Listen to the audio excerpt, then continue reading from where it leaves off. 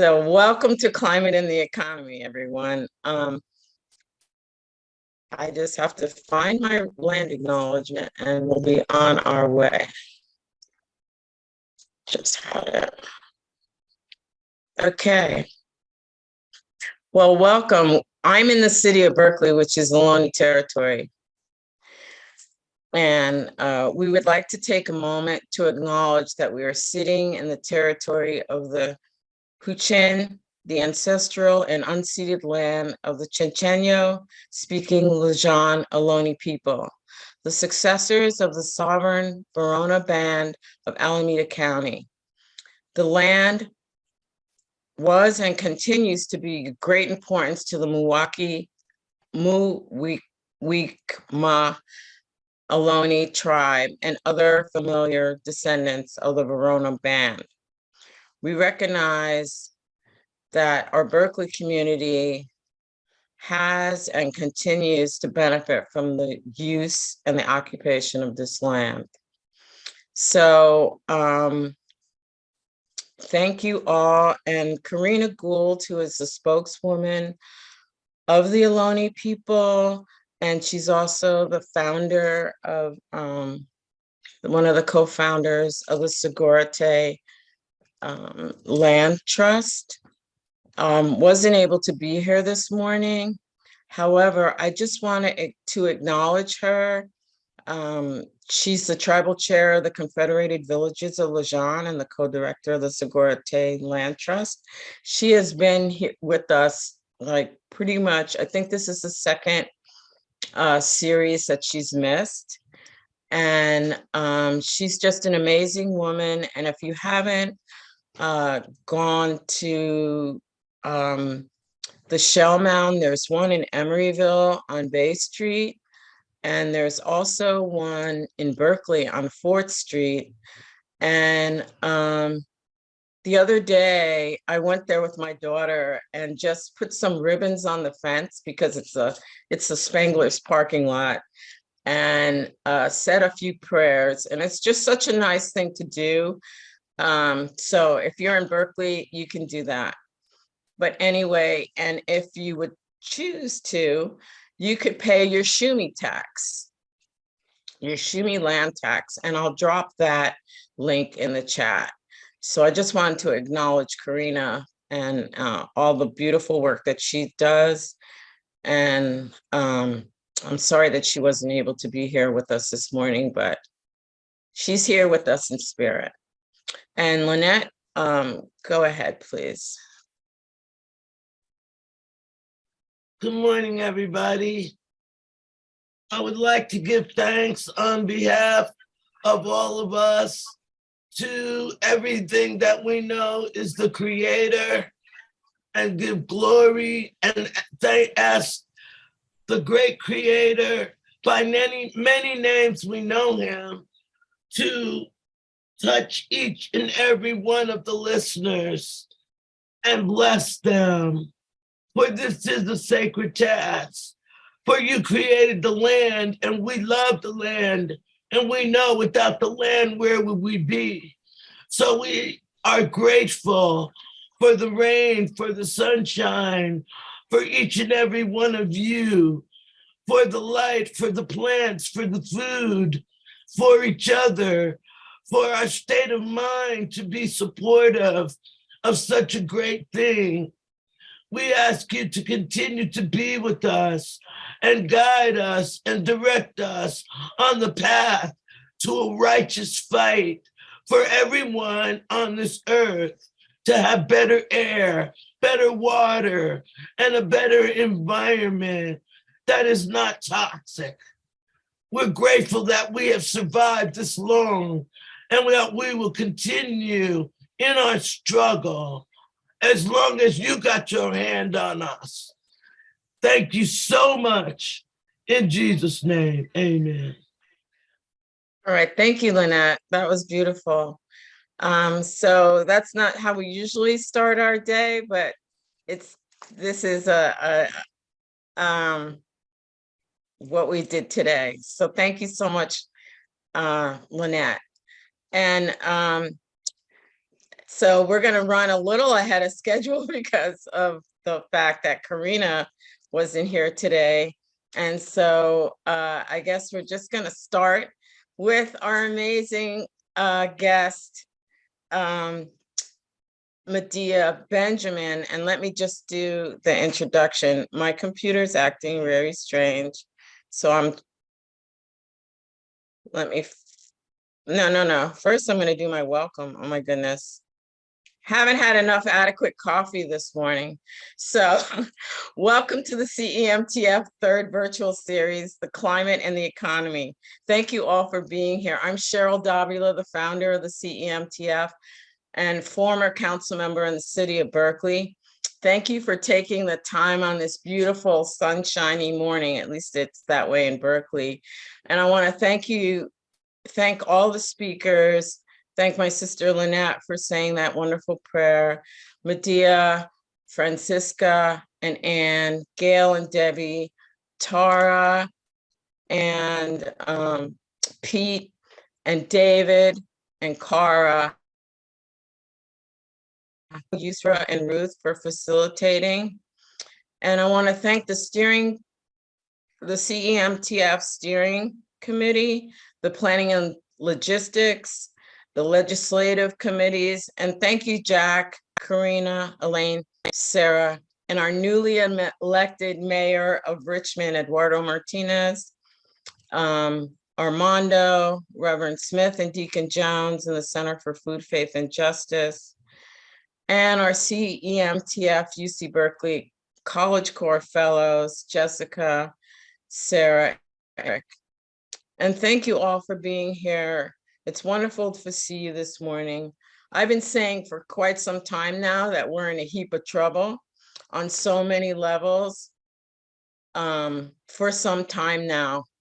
Trouble from the climate crisis, trouble from the economy, the continued police killings of our Black and Brown and Indigenous people of color, and homefulness, the threat of nuclear war, the increased white supremacy and racism, the drought that has gotten better in California.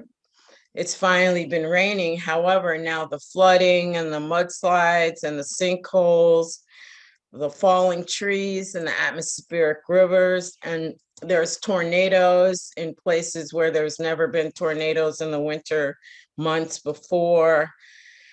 So we're still in a heap of trouble, and the pile is just getting larger and larger. So there's so many reasons to do more work, since we see that the systems in place are broken, and they've been that way in my eyes for all my lifetime. And we've been affected by all the shenanigans that, throughout these decades. And I'm inspired that our steering committee member is now the mayor, Mayor Eduardo Martinez is now the mayor of the city of Richmond. And I'm inspired that Pamela Price is our district attorney in Alameda County now. And I've been saying that 2022 was revealing and 2023 is for healing. There's so many things to heal from, and we all have to take the time to heal. We have to heal in ways that might look like eating a more plant-based diet, or going for a walk, or drinking more water, or recycling, or having zero waste, or electrifying our homes or cars, exercising more, gardening, and eating healthier, and by voting to get more folks elected that will truly make a difference to our communities without corruption, collusion, corporate greed, and to recruit folks to run for office and to ensure those candidates get elected. So we have to make sure that we vote and we get others to vote. Voting is part of the healing process. And voting is part of our health. and it's required to save our planet and to deal with the climate crisis and so much more. So we all have responsibility in 2023. Now, today is the time to begin to unite for real, to save our democracy, to live on this planet, to keep our right to vote and the ability to be housed, to be healthy, and to live free, which honestly, I've never felt free, sadly. But we can unify to save ourselves, our Mother Earth, and unify to end working in silos, which we all tend to do. So let's unite and save the planet and end greed and wars, and unify to balance our economy to benefit everyone and not just a few. So sit back, get your coffee, get your tea, get your toast or breakfast, and get ready to hear an amazing speakers and this morning. And Medea Benjamin has been an advocate for social justice for 50 years. She's described as one of the most committed and most effective fighters for human rights by the New York Newsday. And Medea Benjamin is the co-founder of the woman-led peace group, Code Pink, and also the co-founder of human rights group, Global Exchange, and Peace in the Ukraine Coalition, Unfreeze Afghanistan. She's an author of 10 books. Her most recent book, co-authored by Nicholas J.S. Davies, is The War in the Ukraine, Making Sense of the Senseless Conflict. So Medea, please, everyone give your virtual applause for Medea Benjamin. Thank you. Thank you for being here. Thank you so much, Cheryl, for the invitation. I also want to say that I might be rambling a bit, and I would love to hear people's thoughts in the chat, your questions, your ideas, and I'll look over them as I speak. And it would be nice to have that as kind of some interaction. And hopefully before my time is up, we can have a chance to have more of a dialogue. I wanted to start by acknowledging some of the meetings that are going on while we're having this meeting. One is the meeting in Davos, where leaders from wealthy countries and wealthy corporations around the world are flying in, many of them on private jets. In fact, about 1,000 private jets have flown in to talk about things related to the economy and to the climate, what we are talking about here today. Many of them have a very different worldview than we have. They are representing corporations that whose goal is to maximize profits. They are representing large institutions like the World Bank and the IMF that have traditionally gotten countries around the world into a debt trap that has been very hard to get out of. They are oftentimes billionaires, and rather than seeing every billionaire as a policy failure, in this venue like Davos, they are celebrated and seen as exemplars of what we can do in the world economy. And it is also a place where there are friends and enemies on a world scale, where the friends are invited to collaborate, and part of that collaboration is how to keep the others out, whether it's Chinese corporations or Russian sanctions. It's a way to divide the world into the winners and losers. Also at the same time today, there is a meeting in Ramstein in Germany where the Western military leaders are coming together to talk about how they can increase the weaponry that's going to Ukraine in that war. And then recently we had the meetings to deal with the climate, like COP27 that happened in Egypt. Egypt being one of the most repressive countries in the world, where there are about 60,000 political prisoners, where environmental groups that criticize the government are censored, or their leaders are put in jail. And then we have the next venue for the climate gathering, the COP28, which is going to be in the United Arab Emirates, another very repressive country. And we just learned that the designated head for the COP28 will be the head of the oil company in the United Arab Emirates. So I'm putting these forward to say that there are many gathering places where people with a different worldview than ours have a chance to gather, where many, many millions of dollars are put into those spaces for people to come together, and where decisions that affect every one of us are made without our input. So it's important to be in spaces like this, where we can talk among ourselves about not only how do we influence local politics, and Berkeley is so essential for doing that, but how can we influence state politics, national politics, and international politics. Recording And in progress.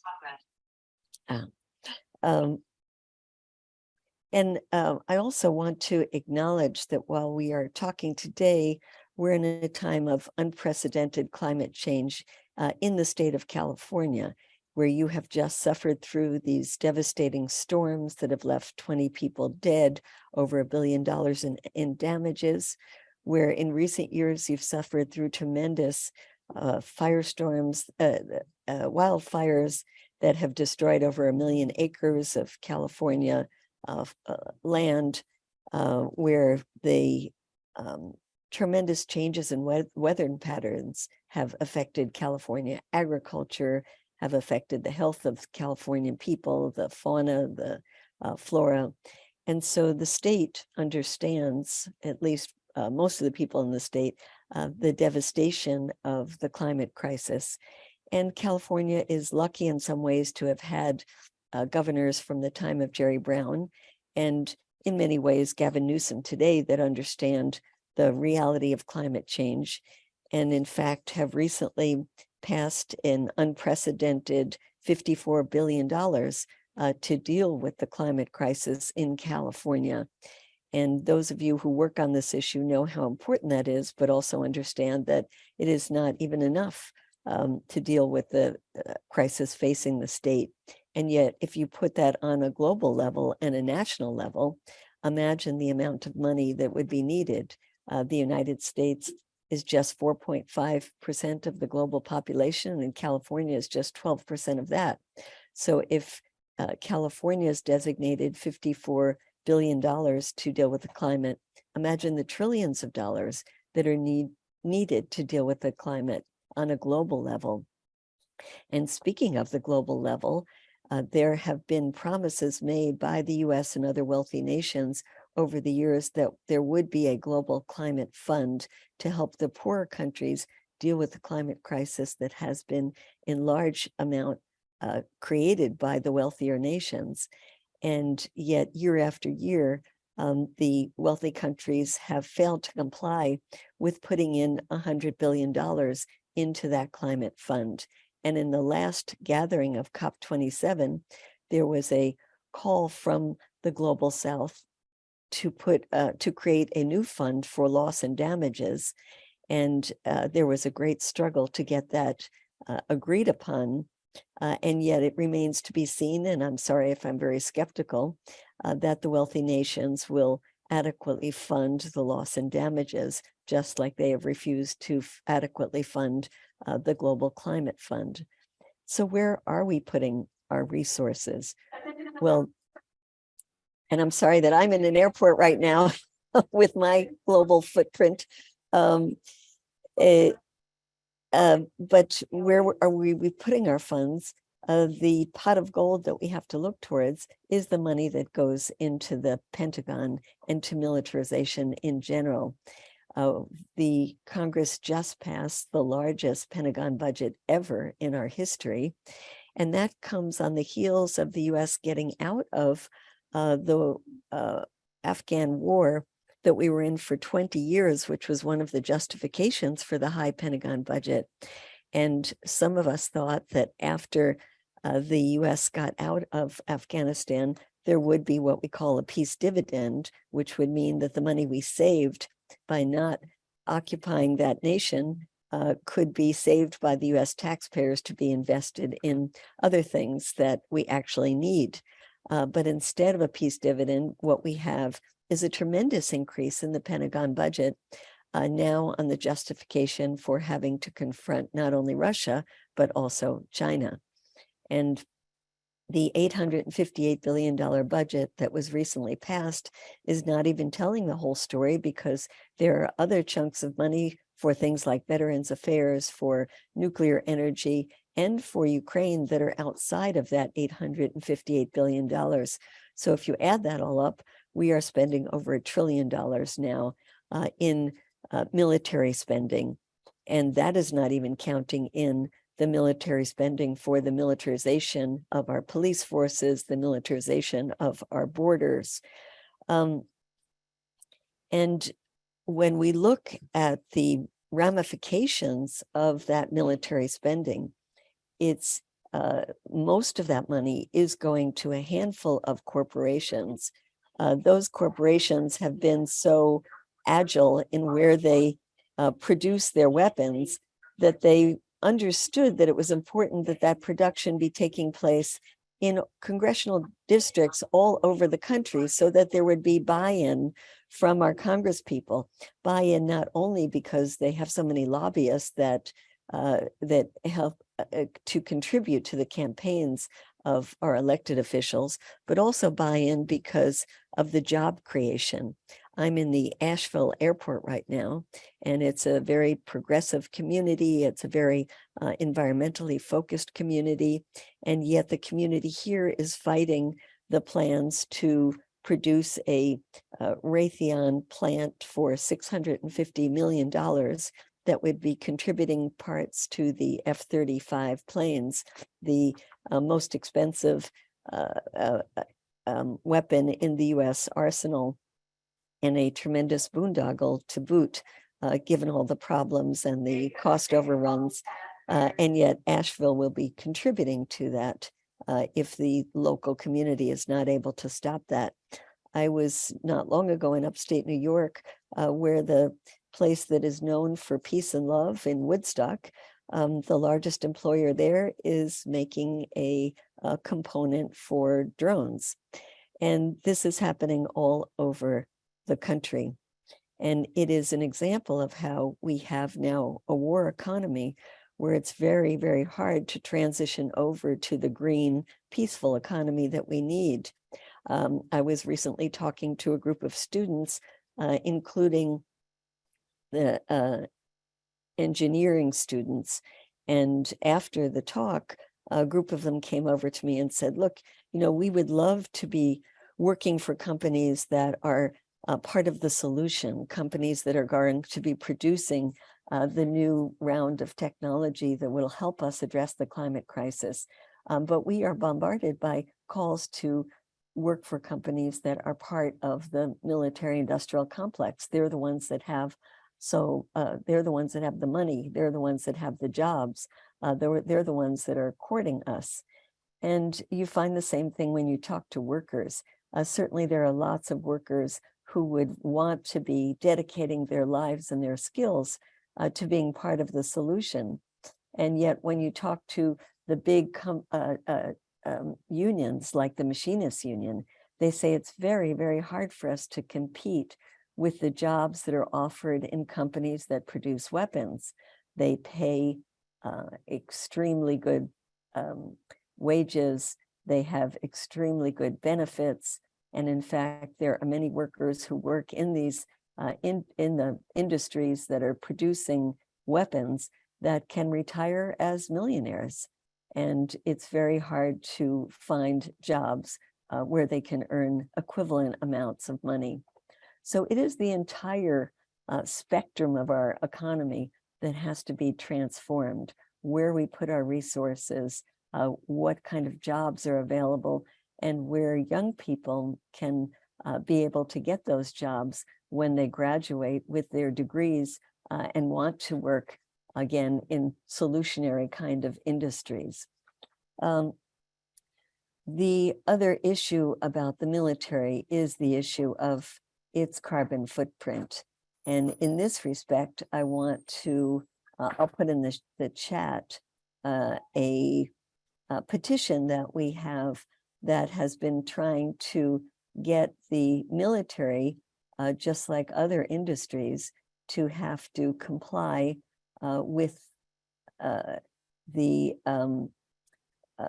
including their greenhouse gas emissions in all of the government statistics. That in the Kyoto Treaty in 1997, thanks to strong arming by the United States, the military of all countries became exempt from including their gas emissions.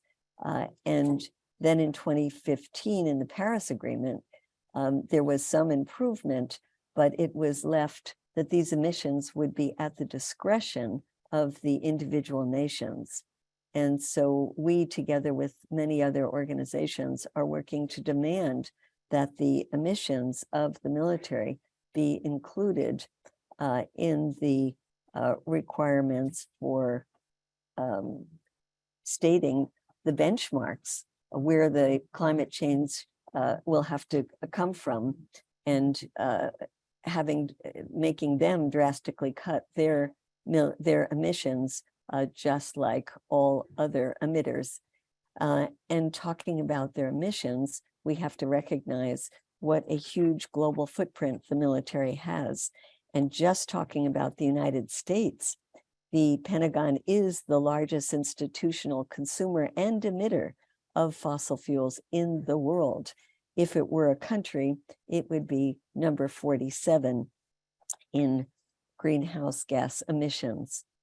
So that is why it's so important that they not be exempt from having to reduce their carbon footprint. And I also have a piece that I will, when I get a chance, to include that in the chat, that are 10 reasons and 10 ways that the military and the climate are intertwined. And I think it's so important to understand this because it's part of the need we have to make the anti-war and the climate movements one and the same, given how much the military creates greenhouse gases, given how much the military is used to protect dirty oil companies around the world, given how much the military is a creator of the crisis of the environment, as we're seeing today in the case of Ukraine. There is no reason for these movements to be separate, and yet, unfortunately, they are today. And we can see this very much when we look at the issue of Ukraine and the lack of the involvement of the climate movement in joining with the anti-war movement to try to stop this crisis. Many in the environmental movement thought in the beginning that this would be an opportunity to move Europe very quickly off of fossil fuels and onto clean energy.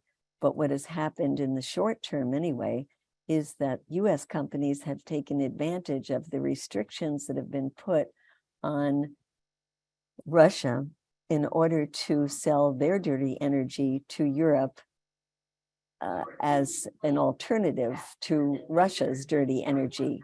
I was recently in Texas meeting with the communities that have been harmed by the expansion of fracking, the expansion of gas and oil production and refineries.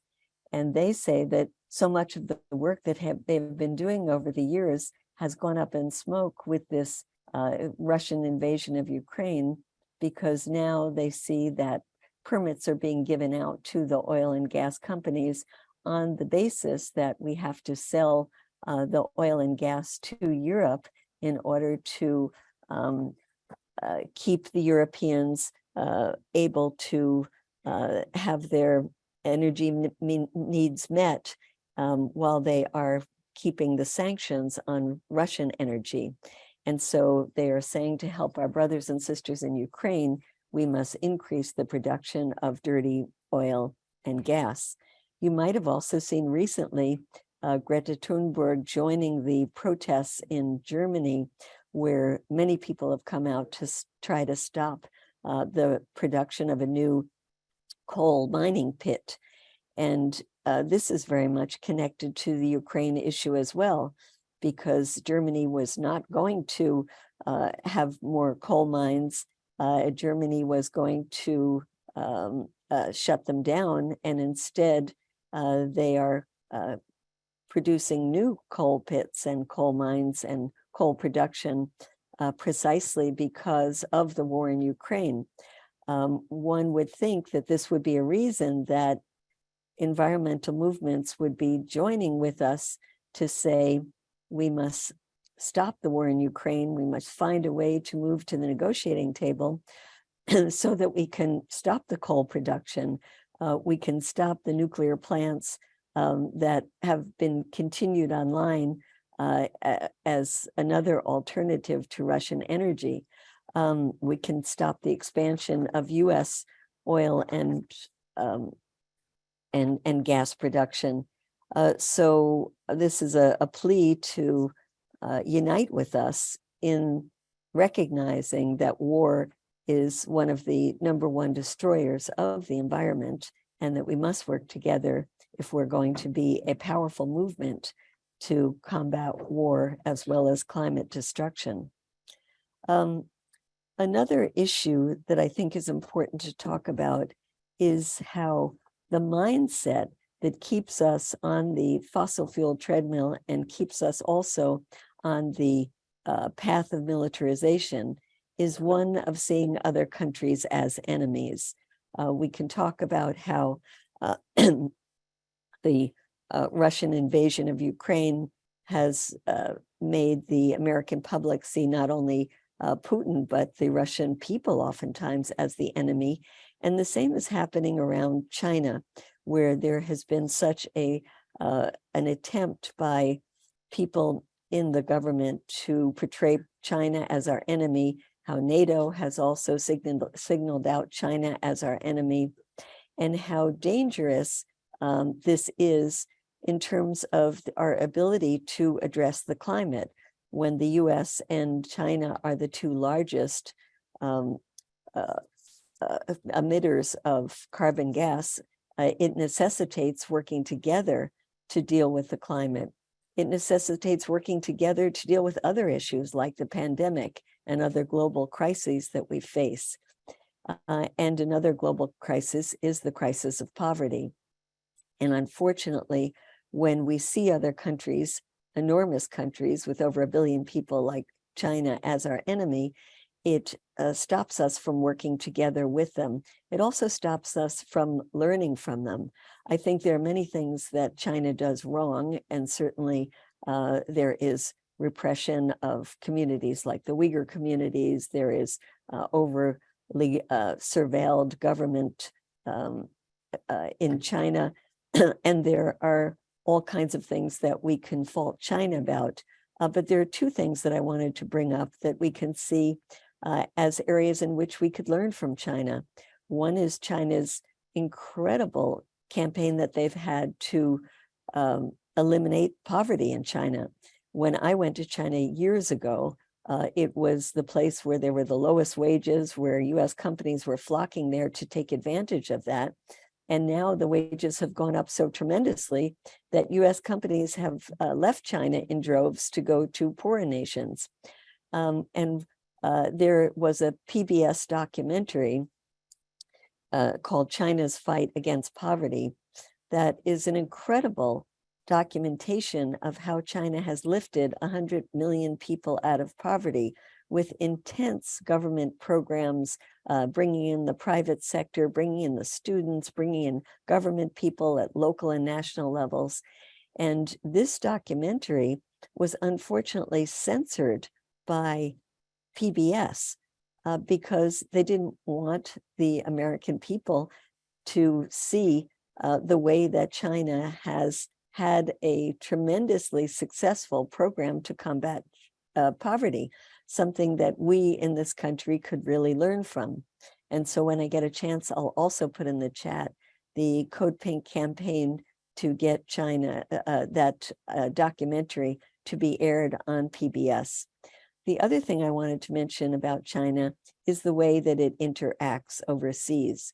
Some of China's projects overseas have been detrimental to the environment, but many of the projects have actually been important gains for people in producing roads, hospitals, infrastructure projects that have been win-win for the local communities, particularly in places like Latin America and in Africa. In fact, there is a saying by one of the African leaders that when the Western countries come to visit us, what we get is lectures on democracy. And when China comes to visit us, what we get is a new hospital. Unfortunately, I think we'd have to add, when the United States comes to visit them, what they get is often a new military base, new drones, new special operations and US commandos. And so China has been going around the world building things and projects that people need. And this is a much better way of dealing with the world and creating friends around the world than the US has done. And I just want to pull that forward as one example of how we can learn from China to about how to interact in the world in a way that creates friends instead of acting in a military way, as we have done so much in our past to create enemies. And so let me wrap up, and if there's any time for discussion, by just saying that I think that there is a tremendous yearning in the world right now to move to a system of cooperation instead of division, creating friends instead of creating enemies, using diplomacy instead of using militarism, working together to deal with the climate change. And that unfortunately, we have to oftentimes be fighting against our own government, not only the militarization, but the sanctions that the US has put in place on other countries that make it very hard to deal cooperatively, and have created a tremendous interest in countries around the world to bypass the United States dollar, to create new systems of trade. You might have heard of the BRICS, which is Brazil, Russia, India, China, South Africa. And there are dozens of other countries that are trying to join that alliance because they see it as one in which there is more of an emphasis on cooperation and lifting up people together rather than competition.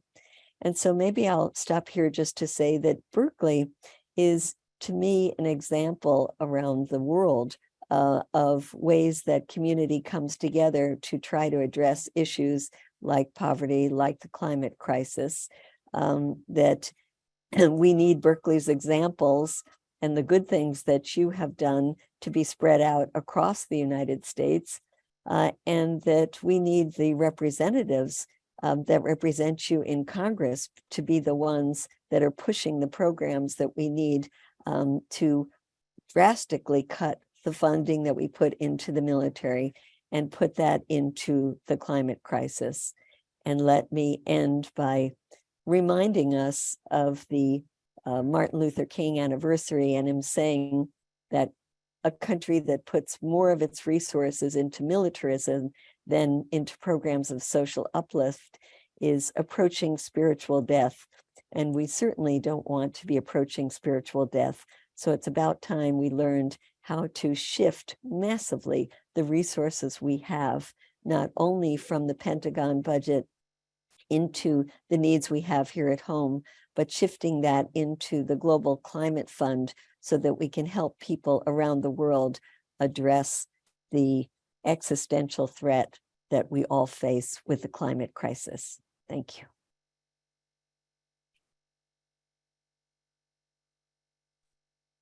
Thank you so much, Medea. That was amazing, as I knew it would be.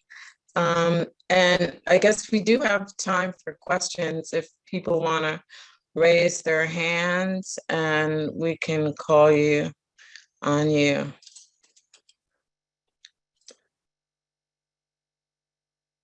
Does anybody have any questions? I don't see any hands There are a raised. couple of questions in the chat. Maybe we could address those. I don't know if you got access to that, Medea, but there was a long Yes. question about plutonium out at Livermore Well, Lab. I see this other question from Eleanor Levine. Yes. Do we Go want ahead. to Yeah, unmute take that Eleanor one. so she can say it, or Eleanor, you want to? Yeah. Yeah. Let me unmute and put my face in there too. Come on, stop that. Okay.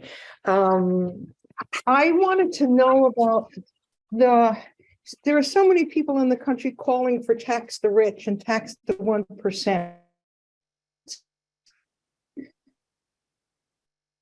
And what if we tax happen to climate change, the climate crisis, and funding for not only climate change resolutions, but needed human and social services at home? So I lost you for a minute there, but are you saying that, is everybody hearing an echo? Yes. Yeah, maybe that's you, Eleanor. Okay, I'll turn my mic off. Okay. The question in the chat, if you can't Yes, understand. sure. Yeah. So the call to tax the rich or the 1% for solving these climate issues. Well, there's two things. One is to say that there is a lot of money in the pot already, because we're talking about $1 trillion that is devoted every single year now to militarism, and we should be able to shift that money. But we should be certainly taxing the rich. And the fact that we have billionaires in this country, I think, is a policy failure. There should not be billionaires. And the taxing of the rich, I think, is going to become harder now that we have the Republicans controlling Congress, because while they say they want to be fiscally conservative and cut the debt, on the other hand, they have traditionally been against the increase of taxes. So this has to be a movement from the grassroots, because it's not going to come from, certainly not from the Republicans in Congress. But I think we could make it a bigger deal among the Democrats and there have been a lot of bills that have been proposed to increase the taxes of the wealthy. Is there something, Eleanor, that you had in mind that was different from the tax bills that have already been put forward that unfortunately haven't passed?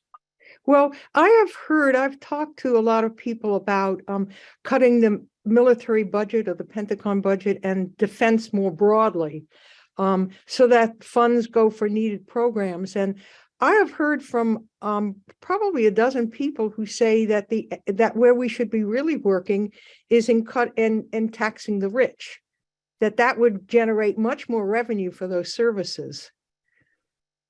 Well, as far as I'm concerned, we should do both, of course.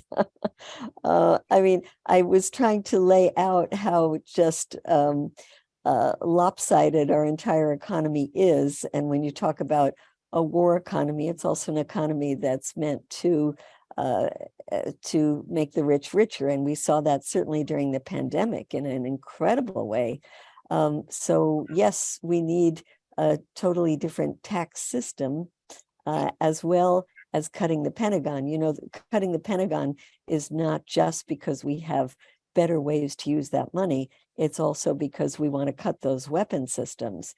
And there is a use it or lose it kind of, it's not just a mentality, it's actually in reality, the the weapons that have been produced now for Ukraine, they have now justified this increase in the budget because they have to replenish all of these weapons. And, you know, the 1033 program that takes, quote, excess weapons from the Pentagon and puts them into our police stations, they had a use it or lose it kind of clause in there that made it it made it necessary for those police stations to pull out those tanks and ride them around every once in a while to show they were using them. So we have to cut the Pentagon budget for many reasons, but we also have to tax the rich for those same reasons, not only to have that money go to where it's needed, but to stop this idea that those who are extremely wealthy get to shape the country that we live in, that Elon Musk should be in charge of Twitter, which is a communications vehicle for the whole world right now, but should have the ability as an individual to control that, is totally something that is bad for the global communications in all kind of aspects. So the answer, Eleanor, is yes, we need to do that. And I wish we had a better way to make that happen. Thank you. Thank you. Willie Phillips has his hand up. Go ahead, Willie. Unmute yourself. Good There you morning, go. Medea. I just wanted to commend Code Pink in terms of what you've been doing over the years. And I wanted to also acknowledge the very fact that there is a population that quite frequently is not as well known, nor is it inclined to be involved in many of the issues around environmental issues, but we're much more affected in terms of people of color.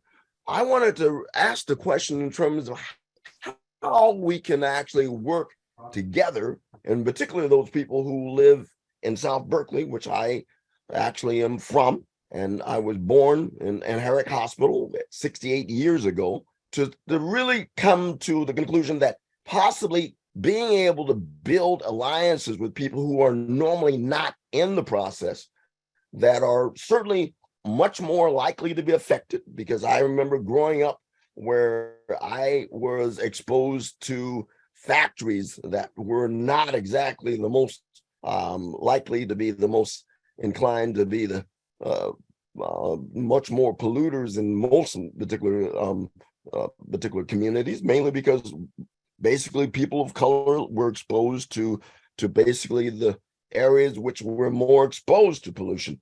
But I'm just more inclined to think that, is there a role in which people of color can participate, and perhaps we can learn from both sides of the fence? Cheryl, I think you should answer that question. He addressed it to you, Medea. But yeah, but it's about yeah, locals, I mean, so please. yeah, we all have to work together. That's what I'm saying. We have to stop being in our silos, recognize that we're all here together. Whatever affects me affects you. And we have to stop working in silos and address all the issues specifically now, because white supremacy is coming up in this world, fascism is rising, and all these things. So we have to work together. Thank you for the question, Willie. And we have I'll a just couple add more. something on the national level for that, which is that on this issue of trying to build up a movement to call for ceasefire negotiations in Ukraine, we've reached out to the Black churches and have found a tremendous support. And in fact, when we went with a call for ceasefire negotiations, the Black churches were among the first to sign on to it. And we had Reverend Barber, who became a spokesperson, as he is with the Poor People's Campaign, a spokesperson for this call for a truce, using it for a very powerful Christmas sermon that he gave. And he said it was religious malpractice not to discuss the need to end the war. So I think that's an example where we can bring in the voices and the needs of people in the Black community at a national level. And of course, Cheryl is talking about it at the local level where it's absolutely critical. Alicia, and then P. Laura. Thank Alicia, you. unmute yourself. I'm Alicia Carter. I would like to go back to Eleanor's question about taxing the rich, just to remind us that I wonder that most of our representatives in Congress are either millionaires or billionaires themselves, or being supported and controlled by people who are. So I think we have to remember that we really need to defeat Citizens United and get money out of politics.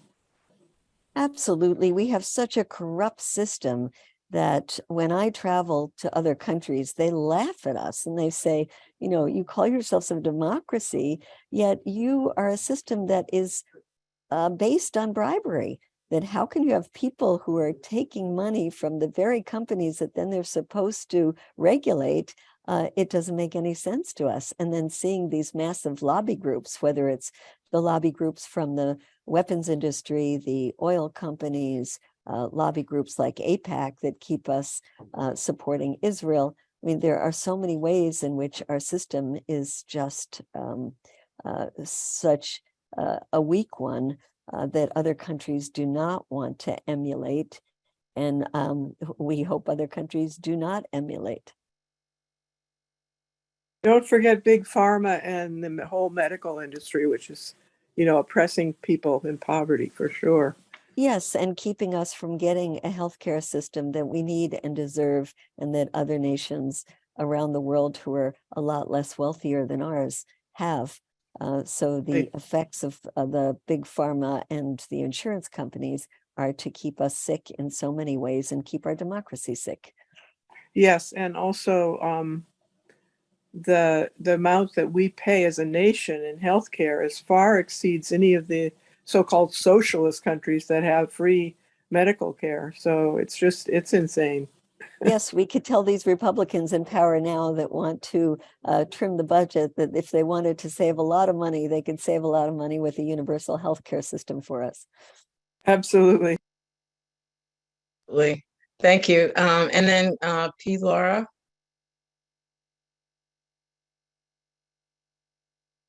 You're muted. And Alicia, if you don't mind putting your hand down. Well, maybe P. Laura isn't available. I'm not sure. Going once. Oh yes, I did want to say something about Tri-Valley Cares has a petition, and that's to, I guess, to stop nuclear weapons production and testing, and also there's like a huge increase in oil wells. I wrote that new oil wells near sensitive populations that were permitted by our California CalGEM organization just the last quarter. We should protest it. What do we do about that?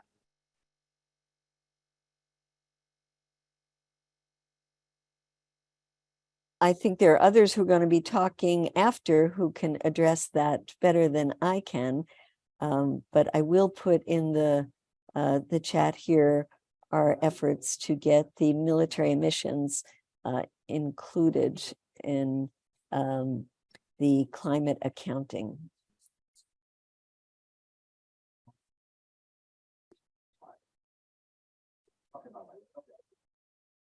All right. Well, thank you so much, Medea. This has been amazing. And you're in the airport, so I appreciate that you took the time to sit there and be part of the climate and the economy this morning. And I so admire and appreciate all the work that you do. Been admiring you from a distance for decades, and I'm honored to have you here today and to have been in your presence recently. So thank you so much for everything that you do, traveling around the world. And I'm going to be looking for you in Congress, and stay safe, stay healthy, and keep up the great work. And I have my pick to keep me warm and Thank to you, and I acknowledge you. will, and I do want you to know that I don't take private jets, and and I do try to take more buses and trains. Public transportation is so important in all of this movement, and thank you all for all you do locally and statewide and nationally. And it's been an honor to be able to be with you this morning. Thank you. Thank you so much. Oh, thank you everyone for all your questions and everything. And now we're going to move on to donut economics. And we have Armando Davila. Yes, the last name is Davila. He is my amazing son, a movement artist, facilitator, political and community organizer, body worker, and poet. And I also have to acknowledge my beautiful daughter, Spencetta, who is not, well, she's on the line, but she's up. Anyway, I just wanted to acknowledge both my amazing children. And Armando is going to be facilitating this next donut economics. Thank you, Armando. I'm actually gonna just do the intro and leave it to our amazing speakers to facilitate, because I actually have to pop off to do some other work stuff. But hi, I'm Armando. I was part of the formation of the Climate Emergency Task Force and completely agree that war and sustainability are in direct opposition to each other. And fun fact, Cheryl Davila put forth a donut economics resolution in the city of Berkeley during her time there, but the city of Berkeley wasn't interested in picking that up for what I believe were political reasons. They didn't want to give Cheryl a win. I'm a big fan of the donut because it correctly frames the need for human rights and sustainability on putting those two things on the same map, and guides us to think of what an economy would look like that is scaled to our planet, as opposed to for everyone, that everyone can have a high quality of life at the same time, as opposed to inequity from the global north, extracting resources from the global south without affording the global south the same quality of life. So I'm going to introduce our speakers now. We have Franziska, I don't know how to say your last name, and Anne Sheridan. Franziska and Anne are on the governing board of the California Donut Economics Coalition, and also analyzes and advocates for climate policy at San Diego 350, and is currently working towards a master's in degrowth, ecology, economy, and policy at the Autonomous University of Barcelona. Very cool. Franziska is an independent sustainability consultant and lecturer, passionate about halting and reversing climate and ecosystem crisis. She helps organizations worldwide reduce their footprint and develop strategies with a positive impact on people, planet, and prosperity. So in your own quiet way, give it up for Franziska and Anne. Hopefully I pronounced your names correctly. Thank you for the welcome, Armando. I will let Anne get started with our presentation, and I'll then take over halfway through. Yes, thank you. And thank you for inviting us. So before we start, we just wanted to ask a general question about how well you are acquainted with donut economics. So if you could just put in the chat, you can just put 0, 1, or 2. 0 meaning you never heard of it. 1, you've heard of it. Maybe you get the gist of it, but you don't know a lot. 2, pretty familiar with at least the basic concepts.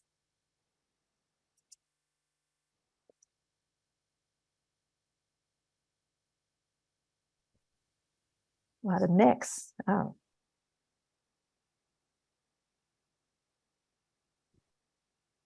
Oh, that's great. Yeah, thank you for doing that. That's helpful to know.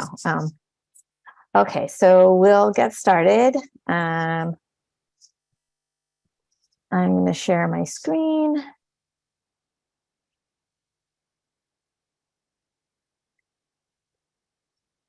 And is this, do you see my screen? Okay, I got the thumbs up. Yes. Okay, thank you. It's always a crapshoot, I feel, with presenting, but we'll get right away. So I don't know if people are still thinking about their New Year's resolutions, or they're all like out the window at this point in January. But a typical New Year's resolution is no more donuts. But for us, that we kind of have the opposite. And so we have no more outdated economic ideas that harm the planet and people. And this is really based on, our work is based on this book by Kate Raworth, Donut Economics. I'll explain where the word comes from, but this is the donut that we're going to talk about. And so what is donut economics? It's based on this model, and this model is a tool for designing, creating, evaluating how we can live in an ecologically safe and a socially just space. So if you look at it, so it's a donut, it's the type of donut that has the hole in the middle. So the outer ring is the ecological ceilings. So this symbolizes the boundary, the ecological boundary, which we can't cross. And there's lots of ways to measure this in lots of different sectors. The most kind of alarming one right now for most people is climate change. But we also want to look at biodiversity loss, the rate in which we're using land for human use, the rate in which we're withdrawing, fresh water, using fresh water, the chemical pollution. So we want to kind of look at that whole picture. And that's the outside ring. And then the inside ring is equally important, is the social foundation. And this is where we want to make sure that all of human needs are met. And these are needs from, basic needs, what we kind of think of as the physiological needs of water, food, shelter, but also more kind of abstract needs about making sure everybody has a political voice, everyone lives in a peace and just society. So these are all important. And this is a way to kind of measure where we are on these metrics. So, so here's an example of the donut that was done for the world. And so the red is outside the donut. Somebody said, envision like the jelly leaking out. This is what we don't want. We don't want to see any leakage. So on the outside, we have too much emissions, we're using phosphorus and nitrogen, too much of that. We're not controlling the waste products of our industries and what we're producing. And then also socially, we're not meeting, people's basic needs.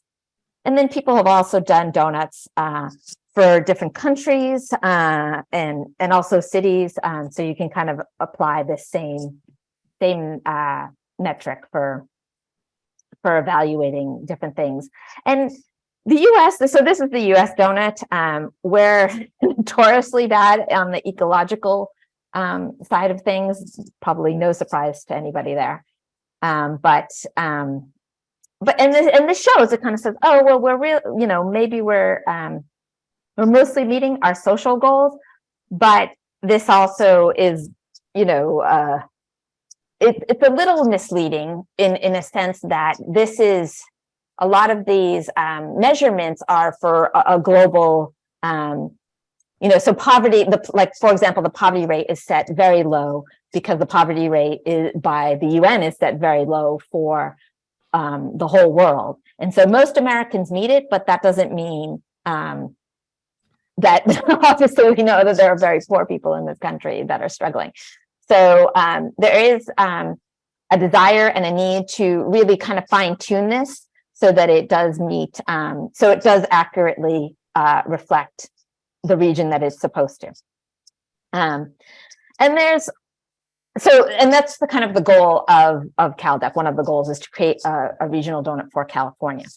But another way to kind of apply this to the region is what is called unrolling the donut. So it's still looking at the ecological ceilings and the social foundations, but splitting that into two, looking at the local, what our local responsibility is for our specific region, but also there are responsibilities to the greater global community.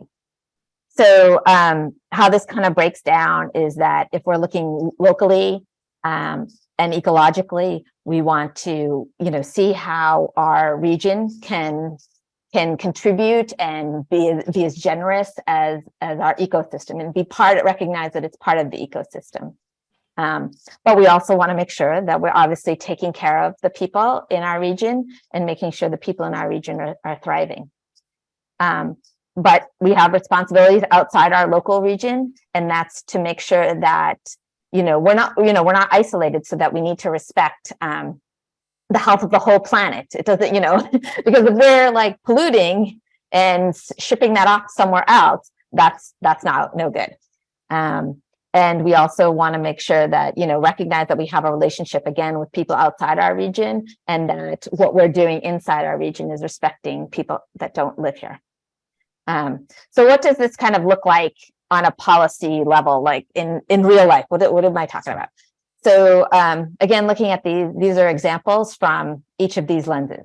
So locally, in the ecological sphere, we can create urban gardens, grow our own food, and also create natural habitat for wildlife. And then socially, again, looking at the local lens, how do we take care of each other? Again, basics like make sure our community has clean drinking water, has access to education, and has also is able to use their voice in the political area. And these are just examples of like what this looks like. But then also looking outward, making sure that we have that responsibility to the greater global community, is making sure that our emissions are low by creating public transport and having walkable cities.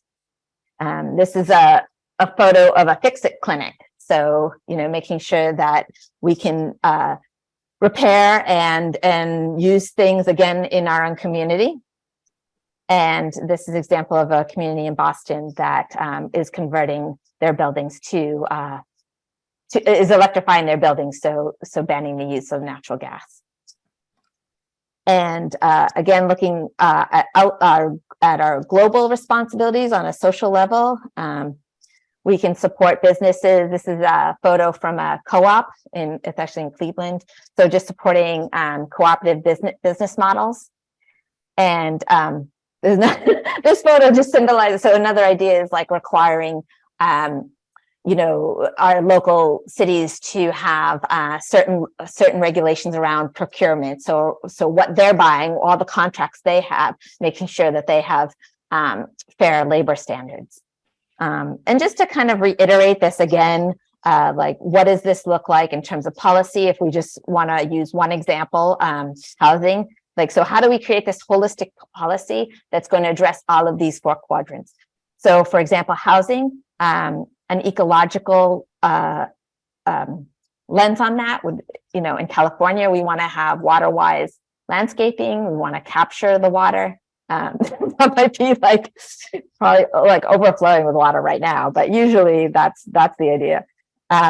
And then, when we create it for our community, we want to make sure it's affordable. We want to make sure that it's built near amenities and people have access to the things, that they need. And then, but also like looking again outside, we want to make sure that we are using sustainable materials, renewable energy when we're building this. And also that, for example, we are using fair labor is being used for the construction and materials. So we just want to kind of look at all of these aspects when we're creating policy. And that's where my piece ends. So I will stop sharing and hand it over to Francisca. All right, so Anne talked to you through some of the ideas around the donut in general globally, and then on a national scale, and then looking at what that could look like for a region, for a city, for example, if you unroll it that way, that concept. And what's also possible, and where there are tools now available, is looking at a donut model or a donut thinking for businesses. And what that might look like is along a couple different dimensions. You can redesign your business, thinking about its purpose. What are we here for to do? About its networks. Who do we collaborate with? What are we a part of? About its governance. How do we govern ourselves, or what other external influences do we want to allow? What do we hold ourselves accountable for? Ownership, who holds the purse strings, and what are our investment and ownership priorities, and financing as well. And on all of those 5 dimensions, you can analyze in the past, is the design of our business blocking transformative action on the economic or the social side of things, or are we actually part of unlocking transformative action, bringing ourselves back into that safe and just green ring, the donut, the good space where we want to be going forward. Before we go further from there, let's take a step back again and thinking about donut economics. We're talking about climate and the economy today here. And as Paul Simon said, there must be 7 ways to think better economics. And Kate Rayworth really helps us think through this. The starting point is really to look at different goals, moving away from 20th century economics, what some of you might have heard in school or in college, to more of a 21st century thinking. And that's even more important if you think about that, that's ingrained in the minds of the leaders in business and politics. So we need to shift the goal back away from GDP as a metric, because gross domestic product, for example, includes what Medea has talked about, the senseless military spending, the cleanup after wars, the aspects that were mentioned in a discussion around pharma and keeping all of us sick, and an ineffective health system. It's not good outcomes that we're measuring here. We need to measure, are we staying within our planetary boundaries? Are we giving people the social foundation that they desperately need? And those are related to the SDGs, the development goals by the United Nations. The second area where we need to change our economic thinking is the market is not a self-contained abstract thing. It's embedded. It's only a small part of what's going on, because, and it's kind of small here, and I'll put in the chat kind of where you can find more info about this, but it's embedded. The economy is part of society, is part of the entire planet of living beings, and the only things really going in and out of that are sunlight and waste energy. And so we have to stay within that limited space, and we have to consider there are a lot of activities that humans do that are super useful, but that are not being considered because they're not being paid for. Care work, for example, family work, barter economy, exchanging other help with each other. So all of these need to be in some way captured and valued a lot more, so that they can be just as centered as the other activities today that the focus is on. The third shift has to happen in terms of how we think about people. It's not an isolated, egocentric, rational, economic man, mostly a man, but if you bring in more ecological, feminist, and other economic thinking for today, you realize people are really social. They're part of a whole network of people. They're adaptable. They're humans. They can change. They don't act the same way in all situations. And they come in all different sizes and flavors. And so this is really important to keep in mind. It's not just the textbook economic person here. So cooperation and caring can be nurtured just as much as in the past we thought about competitiveness and individualistic actions. Now, the next couple ways where we need to shift the thinking is donut economics really recognizes that economies, societies, and the rest of the world are not just a supply and demand curve intersecting, but it's really a complex dynamic system of many things reinforcing each other, balancing each other, and being very interconnected. And that with that, we can then move from thinking, well, if we just grow the economy enough, everybody will be lifted. That's not how it actually works. We need to be really more distributive by design, because otherwise we get what we have today with, I think the latest numbers was that 1% of the world population holding more wealth than all the rest combined. And that is neither fair nor just, nor does it make sense, nor is it a wise allocation of resources globally. There's also the design that needs to change around regenerating, not thinking that, well, if we're just wealthy enough, we can afford to clean up the messes that we made in the past. That has backfired massively already. We need to be regenerative by design, and that's where circular economies come into place. We don't think about take, make, and waste, but we really think about food of one system being, or output of one system being food for the next, and keeping those resources in as much of a long-term flow as we can manage, and then thinking about how will the end product or the end waste still be part of the next cycle somewhere else. It's not that in nature, if you use that biomimicry as an example, that you can stay within the same type of things. It's all a web of life that's interconnected, and that's also what we need to think about as we think about economics there. And last but not least, we need to be agnostic about growth, consider degrowth or other ways of really thriving. It's not just having an endless line going up. No, nothing in nature and in real life can grow forever. We're on a finite planet. We have finite resources. We can't keep growing population, material footprint, energy footprint, greenhouse gas emissions forever. That's not working. On the contrary, we need to think about what is that natural level of leveling out, thriving, and making sure that all those aspects of the systems work together. So those are the 7 ways that we need to shift away from the 20th century thinking to 21st century economics. And donut economics is doing that. And if you think about, well, what does it actually mean for California? Glad you asked. That's where kind of we come in as California Donut Economics Coalition, CalDEC. We're looking at the ecological overshoot and the social shortfalls here for California. And we're thinking about what can we do about them. If you want, you can put in the chat a couple of the topics or ecological and social metrics that you're most concerned about, because that'll also help us get a gauge for where this educated group has their minds today. The Donut Economics Coalition here in California has a couple of goals. We've been around for about 2 years, all volunteers so far, but we just became an official nonprofit, and we're trying to be more systematic and more structured in things, because we're trying to answer that first question, how is California doing, by collecting and analyzing data for our California donut snapshot. If you remember the global one and the US one, we're trying to do one for California, because after all, if it were its standalone economy, it would be about the 5th largest worldwide.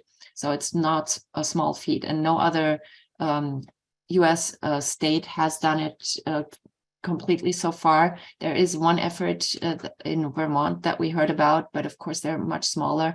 Plus they also have the good fortune of being actually officially tasked to do such a donut portrait, and having non-GDP metrics then influence policymaking in that state.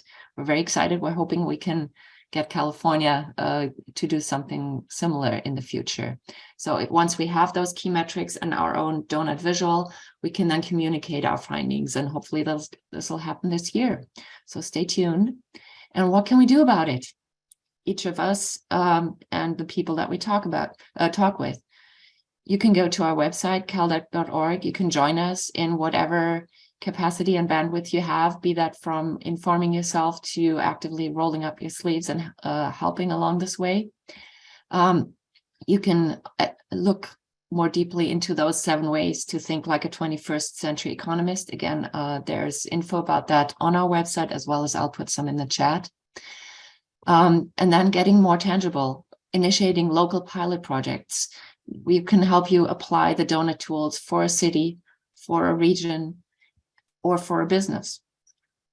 And you can invite us back when we have the donut snapshot ready. Would be happy to then talk more specifics on what we've learned about California.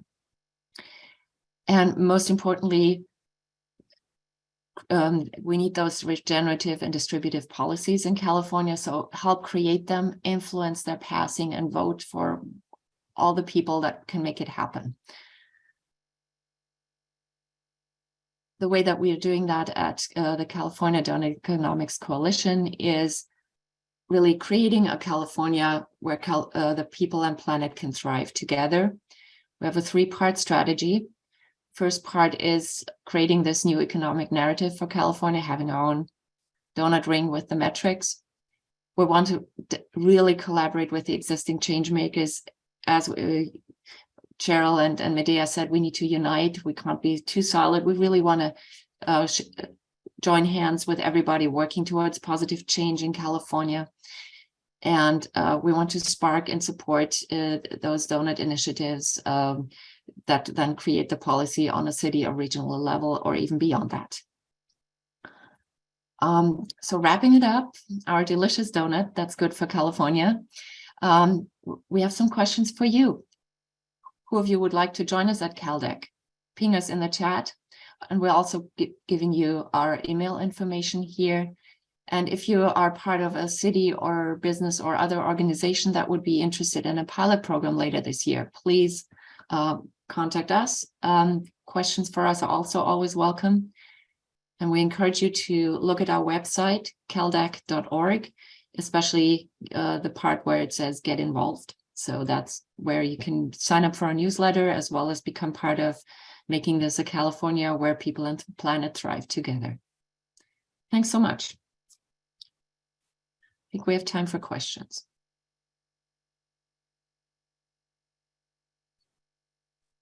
Yes, Armando.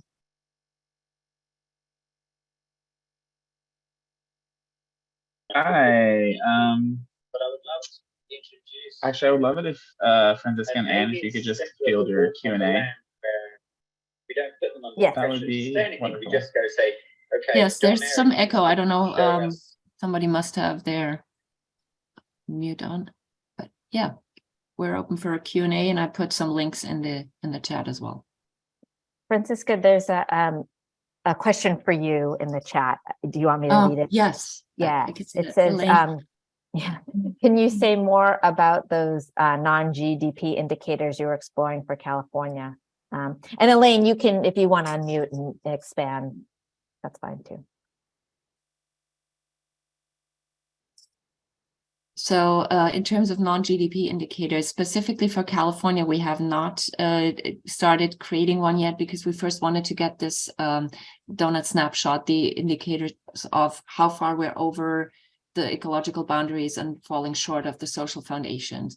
On a global level, we've looked at a number of non-GDP indicators, the classic ones from around the world, like Bhutan's gross national happiness indicator.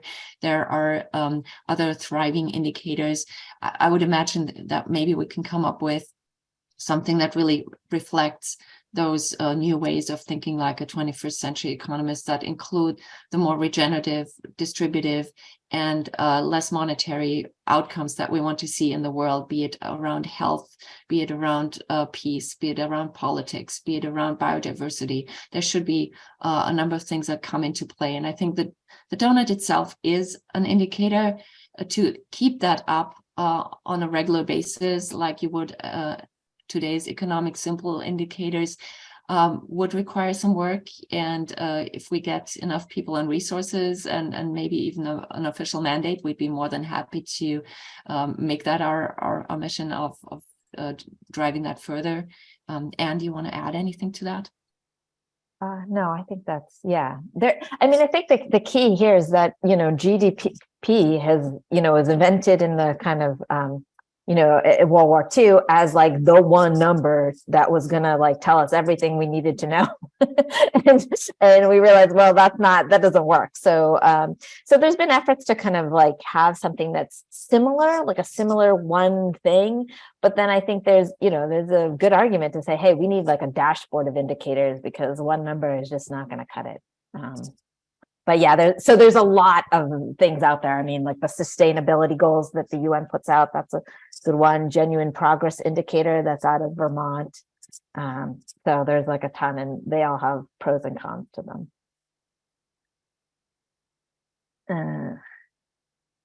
See. Other Let me questions, see if raise your I- hand or speak up. if People we- can raise their hand if they have questions.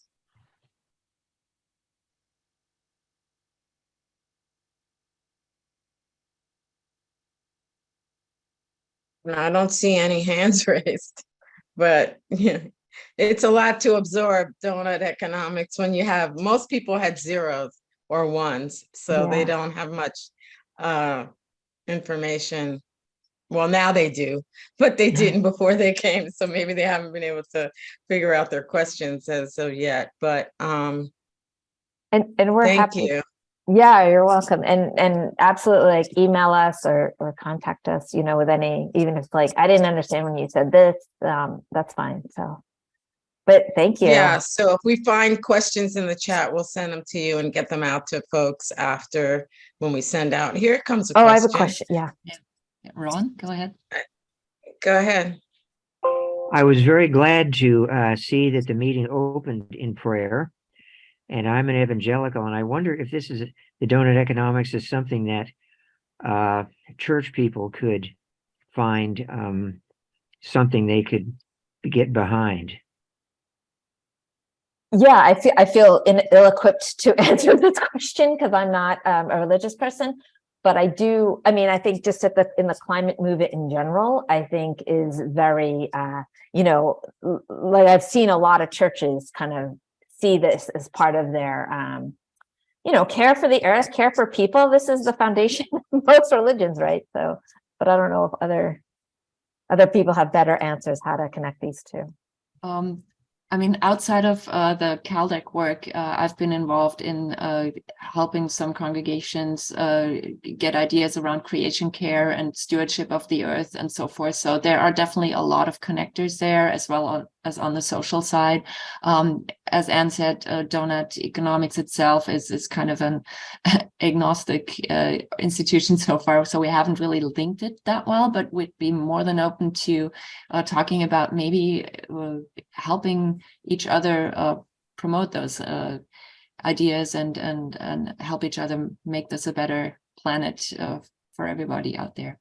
And as Cheryl listed in the beginning, there are heaps of trouble that we're still in, but I hope that by uniting all these movements in a way that we can get into the good kind of trouble that John Lewis was talking about, a productive one. Elaine. Yeah, hi. Thank you so much. This has been really interesting. And in kind of follow up to the comments and to your responses, I just want to say I hope we can have you back. I'm a member of the CEMTF and the steering committee. I hope we can have you back here in a few months or maybe a year to talk about those indicators, and then maybe even talk about what the future looks like as we strive for these different goals and ambitions. Absolutely. And we're so glad that you're extending this invitation. We'd be very happy to talk about the numbers once we have them, but also if you want initially already begin some conversations around, we might be interested in becoming a pilot. We'd love to join this with our efforts that we're already doing to get our city or our business association or nonprofit organization more aligned with these kind of principles. Then that is something that we can get started while we're still developing the other efforts. And Elaine, specifically for you, the alternative indicators, I at some point had collected some for a lecture I've been doing, so I can email you that slide if you pop your email in the chat. Yes, that sounds wonderful. Thank you. I'll send you my email. Thank you. Thank you. And thank you. Oh, there's one more question. Somebody has their hand raised. Go ahead. Robert? Robert? Maybe not. Okay, so we'll get his question later. But thank you, Armando. Oh, sorry. Here Thank we you, go. Prince- I got my. Go ahead. I just have a question because what you're saying, I think, implies a cultural change, right, in the attitude and the and the values of the culture at large that's been proposed. And so how do you address that? That's my question. I mean, I think that is a very, if I had the answer to that, right? Well, I think in a sense, like in people's like daily lives, that culture shift is already happening, right? Like we already have, there's lots of people who care about their kind of circle, like,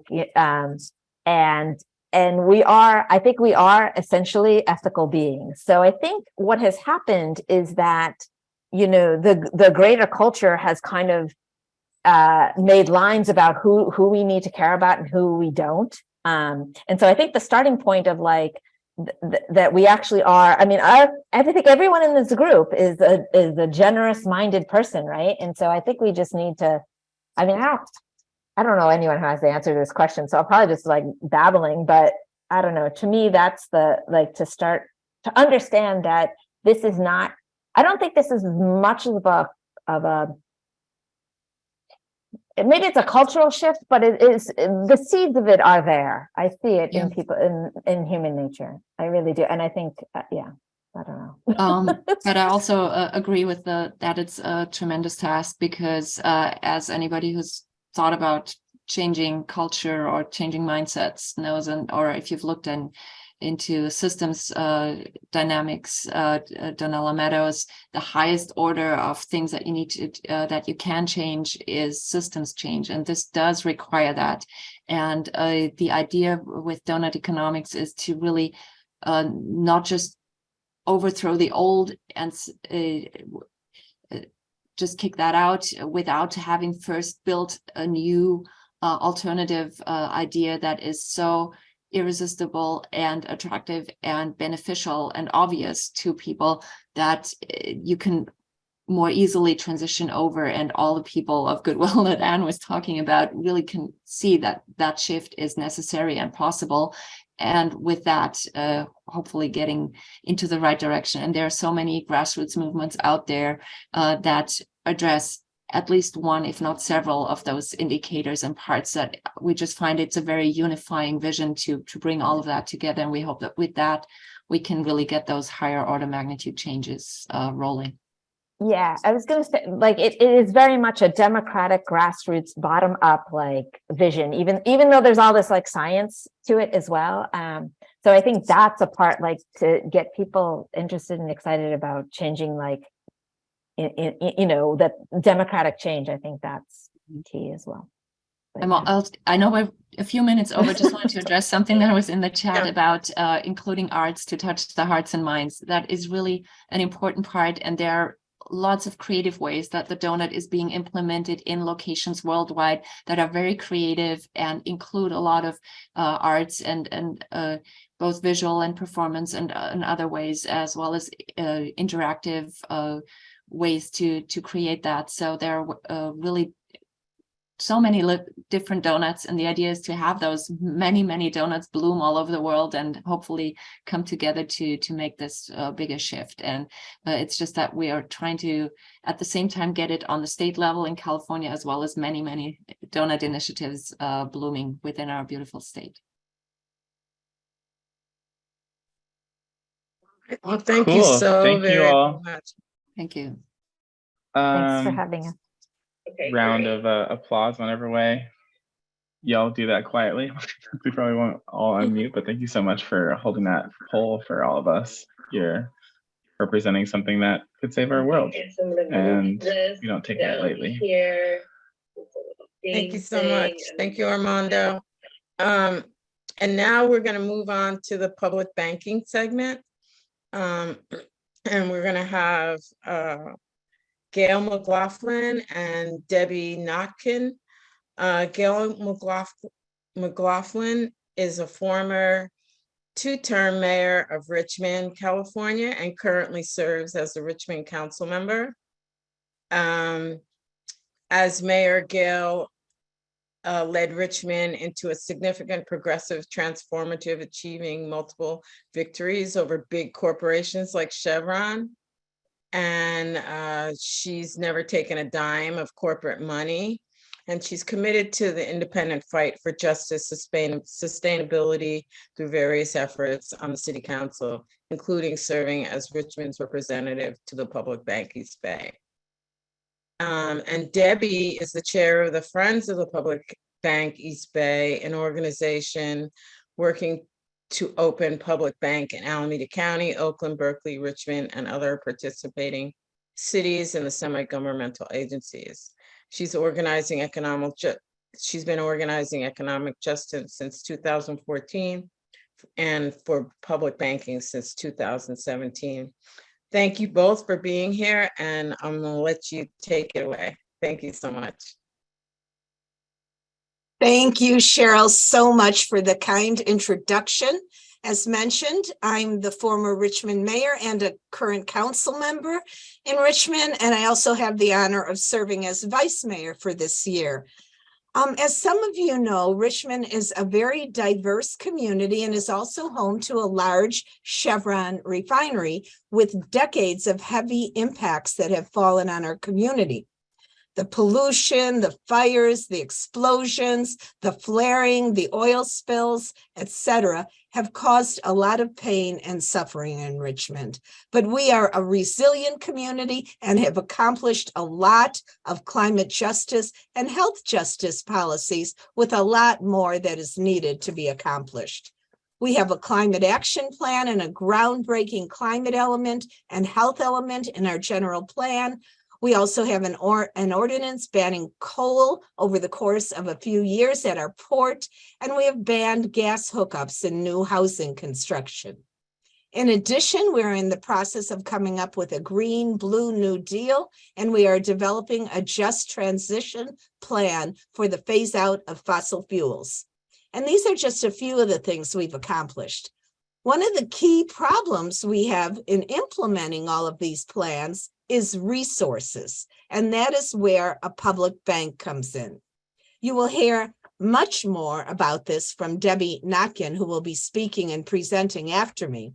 But here are a few basics. Richmond is joining with Berkeley and Oakland as founding members of the Public Bank of the East Bay. Richmond has already approved the viability study, and I am honored to have been appointed as the representative of the Public Bank for Richmond. I will be putting a resolution on the council agenda in February for taking next steps. Once our Public Bank of the East Bay is launched, we will have access to much needed resources to more fully implement our climate action plan, sustainable jobs, and a just transition approach. Wall Street and big banks have ripped off public agencies for decades, and this must stop. A public bank is there to serve the public and is owned by the public. All revenue will be used for the common good. The public bank will also collaborate with community banks and credit unions to make even more money available for public use.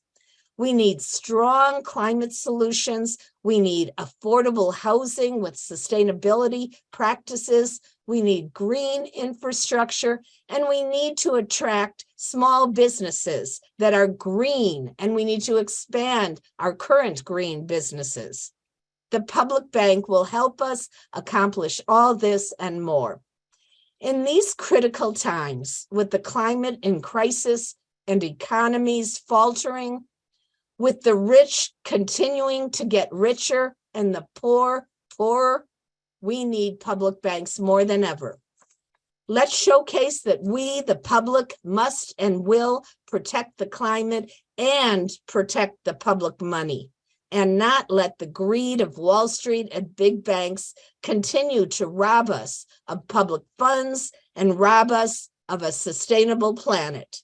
Thank you all so much. And at this point, I will turn it over to Debbie. Well, you couldn't ask for anything better than an introduction from Gail. And I want to thank Gail and also Cheryl and the organizers of this climate emergency task force, and particularly Glenn Turner, who is part of that group and part of our group. It is really an honor to be here with all of you. And I want to take a tip from Francisca and Anne and suggest that people put in the chat 0, 1, or 2, depending on how much you've heard about public banking, which will sort of give me an idea of how to structure what I'm about to talk about. And with that, I will share my screen, which I could have been just a tiny bit more ready for. So what is a public bank? A public bank is a financial institution owned by public entities. In our case, we're looking at the cities of Oakland, Berkeley, and Richmond, and the county of Alameda, with hopefully more cities and counties to follow. And the public bank leverages its equity for public good by lending and investing in areas, and Gail just went through this list, although we also talked about emergency financial relief, which is still in everybody's minds after the worst of the pandemic. Public banks exist around the world. 25% of banks in the world are publicly owned. The United States' only really significant public bank is the Bank of North Dakota, which has been in operation for 100 years and has some enormous successes to its credit. And we are kind of looking at being the first new public bank in the continental United States in over 100 years. That's our hope. Private banks return profits to Wall Street shareholders. They don't benefit communities. And even before they turn their profits to Wall Street shareholders, they build those profits through a lot of investment in fossil fuels and other toxic things that hurt us all, private prisons, the arms industry that Medea talked about, but lots and lots and lots of your tax dollars are being used by your city and county's banks to fund fossil fuel projects at high interest. Oakland and Alameda County deposit their funds in the top 6 fossil fuel investors worldwide. And I think it's worth noting that by law, corporations are required to maximize profit for their shareholders. So these banks, while these banks break the law all the time in other ways, by funneling money out of our communities and into their shareholders' pockets, they're doing what they're supposed to do. They're doing what they were designed to do. We want to do something different. We want to invest public money locally in green projects. We want to really focus at the beginning on electrification. We want to use the public money to develop a vibrant, sustainable, regenerative local economy, restore some equity by prioritizing loans to underserved communities, divest public funds from Wall Street, reduce the cost of banking, and maybe almost most important, build in accountability and democracy through a bank board with a majority of community representatives. Almost every bank board in this country consists entirely of rich people, almost all rich white people, most of them rich white men.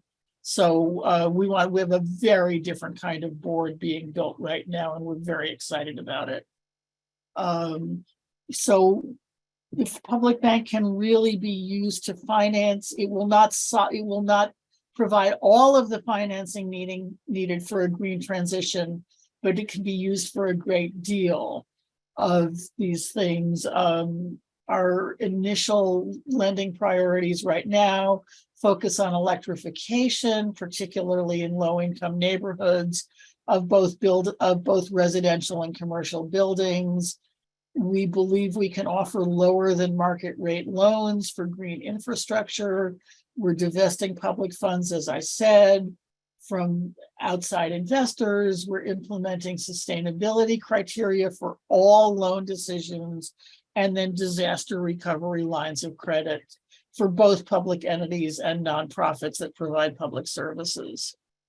How are we going to do this? We're going to get tax and fee monies from cities, counties, and semi-governmental agencies If you're thinking, when can I put my money in the public bank? You can't. It's not a private bank. There are separate related initiatives, such as the California Public Banking Option Act, which is exploring free banking services for everyone in California. But this is not that. This is for public money, tax and fee money. We have relationships with Alameda County and the cities of Oakland, Berkeley, and Richmond. We're moving forward with them to get formal agreements in place. Over time, we hope to provide banking services for those member governments. We can't do that at the beginning for a variety of reasons. A lot of people say, why would I want my government running a bank? It's a good question. This bank would be run by bankers, professional bankers who know what they're doing, and fully regulated by both state and federal agencies.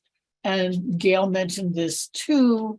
We hope to partner, not even we hope to, we are legally required under the public banking law to partner with local financial institutions such as credit unions, community banks, and CDFIs.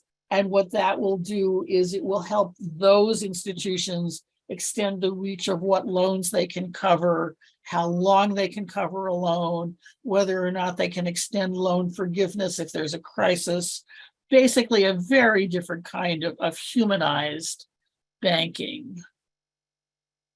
I said before that we're excited about our board of directors. We are completely committed to community-based equitable governance. We have selected right now about 16 people who are not elected officials. That will winnow that down to 10, and they will be the formal proposed board of directors who the regulators have to approve. It's a very diverse group on every axis you could think of. It includes experts in sustainability and regeneration, in affordable housing, in community finance, in banking. We're also right at the beginning of hiring an interim CEO to shepherd us through the chartering process. We're looking at loan policies that require environmental regeneration, racial equity, and fair access to capital for all loans. That has to be part of all the loans that the bank either makes itself or supports with its partners. So what have we done? We passed the California Public Banking Act as part of a statewide grassroots organizing effort. It was one of the lowest cost, highest volunteer, successful legal actions in California. We have an extremely experienced bank attorney writing our business plan.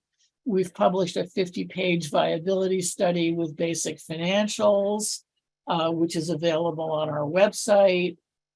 In December, we got our first major foundation grant of $300,000. We're working with other foundations. One of the reasons we want the startup costs to be raised through foundations and not provided by the cities is because we're so committed to our governance plan. And it's really easy for cities and counties to say, okay, but we want the bank to be entirely run by people we appoint. And we feel like if we bring in the startup money, we have a much stronger position to defend our community board of directors. We have been spending years gaining support from community organizations. We also have a list of elected officials, all the way from Gail to the newest city council member in Hayward, who worked closely with us until he was elected in November. Cities of Oakland and Richmond have approved the viability study. I already talked about the board candidates and selecting a CEO. So those are the kinds of things that we're doing. And what do we have to do next? Well, a lot. We have to finalize the bank board and launch team. We have to get financial commitments and formal agreements in place with the cities and the county. We have to really work with the state and federal regulators. And then we have to complete the full business plan and charter application and submit it for approval. Every single one of those things is in process right now. None of them are future, they're all active. We're an all volunteer organization putting this together at this point, although we pay our banking attorney, we paid a viability study consultant, but the activists are all volunteers. And that is who we are and what we do. And I would be happy to take questions or comments. Thank you. So if anybody has any questions, please raise your hands. I think I saw a question in the chat. I don't know if I can. Willie Phillips and Alicia Carter. And Alicia Carter. So thank you. Willie, go ahead.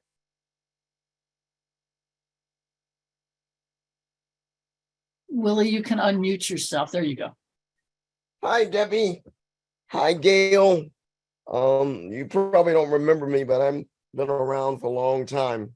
I'm an old fort, actually. But this kind of reminds me of a process I went through many, many, many years ago when I was actually president of West Berkeley Neighborhood Development Corporation. I can't tell you how long that's been. And there was a bank that was formulated by the name of Bank by the Bay, community bank, actually, that was formulated. They still exist. It's a great bank. They still exist. Yes, they do, actually. And I actually serve on a board with one of the founders, actually. Mr. Phil Palmer. But I realize that you have a very tremendous particular task ahead of you, actually, even despite the fact that you've gotten pretty close. But my question is more directly related to the fact is, has Berkeley basically invested or have made any inroads to Berkeley? Because I remember, even despite the fact that we were in Berkeley, Berkeley did not invest in the Bank by the Bay. So I'm just asking that question now. We believe that Berkeley will come on board. It's been a slower process. Richmond was very quick to approve the viability study. Oakland took a much longer time. And I do have to say that we really want the city treasurers and the city finance directors to be thoughtful and careful and risk averse. And we understand why these things take time. But we have a lot of supporters in Berkeley, and we're very optimistic about maybe next month getting a viability study approval and next steps. That's a great question.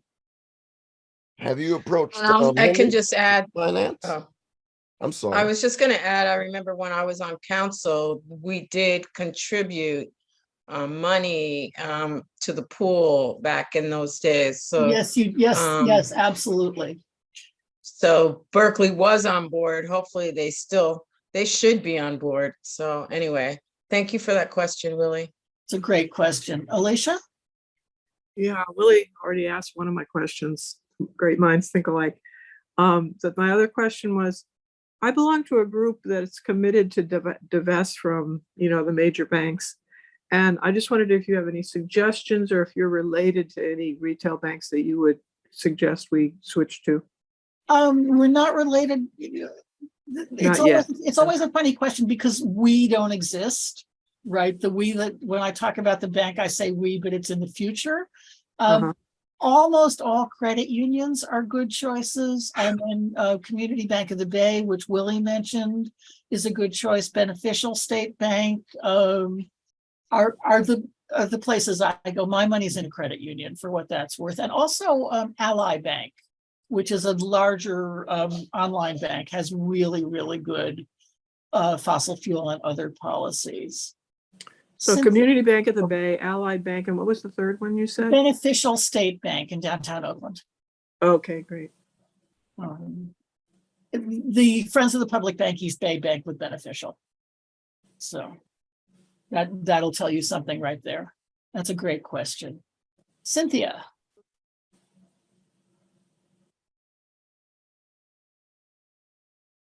Before she comes on, would you mind putting those banks, the name of those banks, in the chat, because I don't have anything to write with. I can do that. Thank you.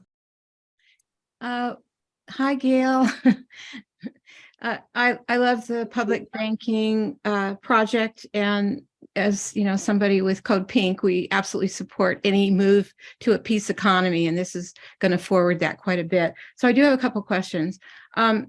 About 5 years ago, I was part of a indivisible Berkeley effort to get Berkeley to move its money from Wells Fargo Bank. And the city council actually voted to do that, but their excuse for not having done it is that there isn't a large enough bank to handle Berkeley's financial services. So what I'm wondering is if and when the public bank, of course it will get established, but once that happens, will Berkeley be able to use the public bank for its financial services needs and move away finally from Wells Fargo Bank? The other question I had, who provided the $300,000 grant? And I'll say one more word here. I'm putting in the chat. Tomorrow we're having a Berkeley People's Assembly, and one of the topics is moving your money personally from your planet destroying Wall Street Bank to a responsible banking institution. And I put in the chat how to get tickets for that. Thank you for answering my questions. So Cynthia, the answer to your question is, the question about Berkeley is yes, but slowly. As we've built the financial models, we've discovered that we can't jump in at that level that Berkeley will need. So when Berkeley invests in the public bank, it will move that much money out of, which in Berkeley's case is going to be, I think, something like, we're asking for something like $3 or $4 million. It's not a big percentage of Berkeley's budget. That'll happen immediately. And then over time, the bank will build up its deposit and checking and other services to be able to handle the whole banking for all the cities. And Berkeley's by far not the only city in that situation where they voted to divest and they have no choices. That's one of the big, I didn't mention it in my presentation, but it's one of the big motivations behind a public bank. And as for the $300,000, it came from really almost the most exciting source it possibly could have, which is the California Wellness Foundation, because they understand the whole concept of economic and social determinants of health. They understand the way that moving the economic system to where it needs to be is wellness. And we were really, really flattered that they saw us that way. You know, Willie said in his question that we have a long way to go, and he's 100% right, or 150% right. But nonetheless, the wellness program director who sponsored us called us shovel ready, which was as big a compliment as we have ever had. And it was a real treat. Any other questions? I think that's all we have time for. If you have any more questions, please drop them in the chat. I'm going to put our website also in the chat. It was on the screen, but I didn't emphasize it. And we'd love to hear from you. Yeah, and I so appreciate you being here, Gail and Debbie. This has been amazing. And now we're going to move on to the next panel. So Ruth Abbey is a grassroots leader with Community Action for Sustainability Alameda, CASA. Let me turn my camera back on. CASA was formed in 2008 to assist the city of Alameda in implementing local action plans for climate protection.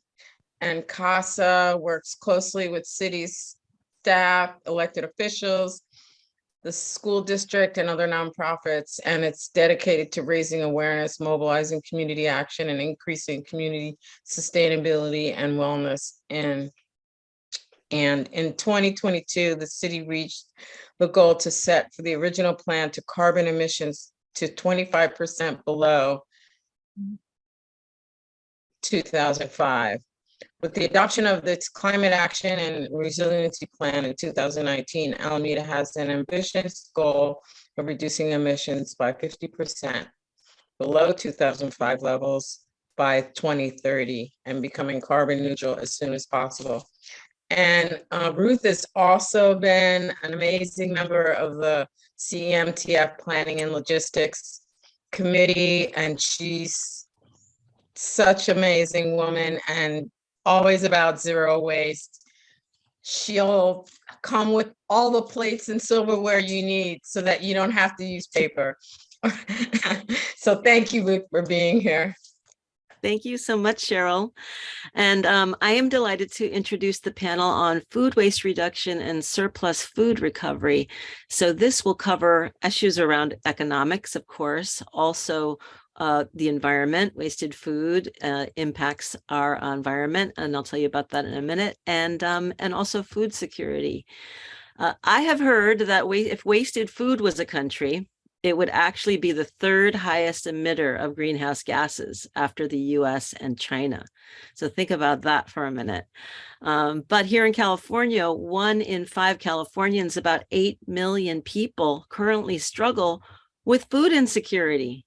So by putting food in our landfills, we create methane, which is a powerful greenhouse gas. Reducing wasted food to landfills reduces emissions, and then recovering surplus edible food for folks that are food insecure is a way that we can be a better job of being more sustainable in our community. So I'd like to introduce our panel. First up would be Pete Pearson, and thank you, Pete, so much for joining us from the World Wildlife Fund. World Wildlife Fund is taking a leadership role in the Pacific Coast Collaborative and is assisting local governments and corporations in reducing wasted food at the retail level. Pete is the global initiative lead for the Food Circularity Program at World Wildlife Fund and specializes in food waste prevention. And I'll go ahead and introduce David and Kara, who are coming on a bit later. David is the director of programs at Loaves and Fishes Family Kitchen. And the mission of Loaves and Fishes is to provide nutritious prepared meals that are delivered and served to disadvantaged individuals with special concern for families, seniors, and homeless.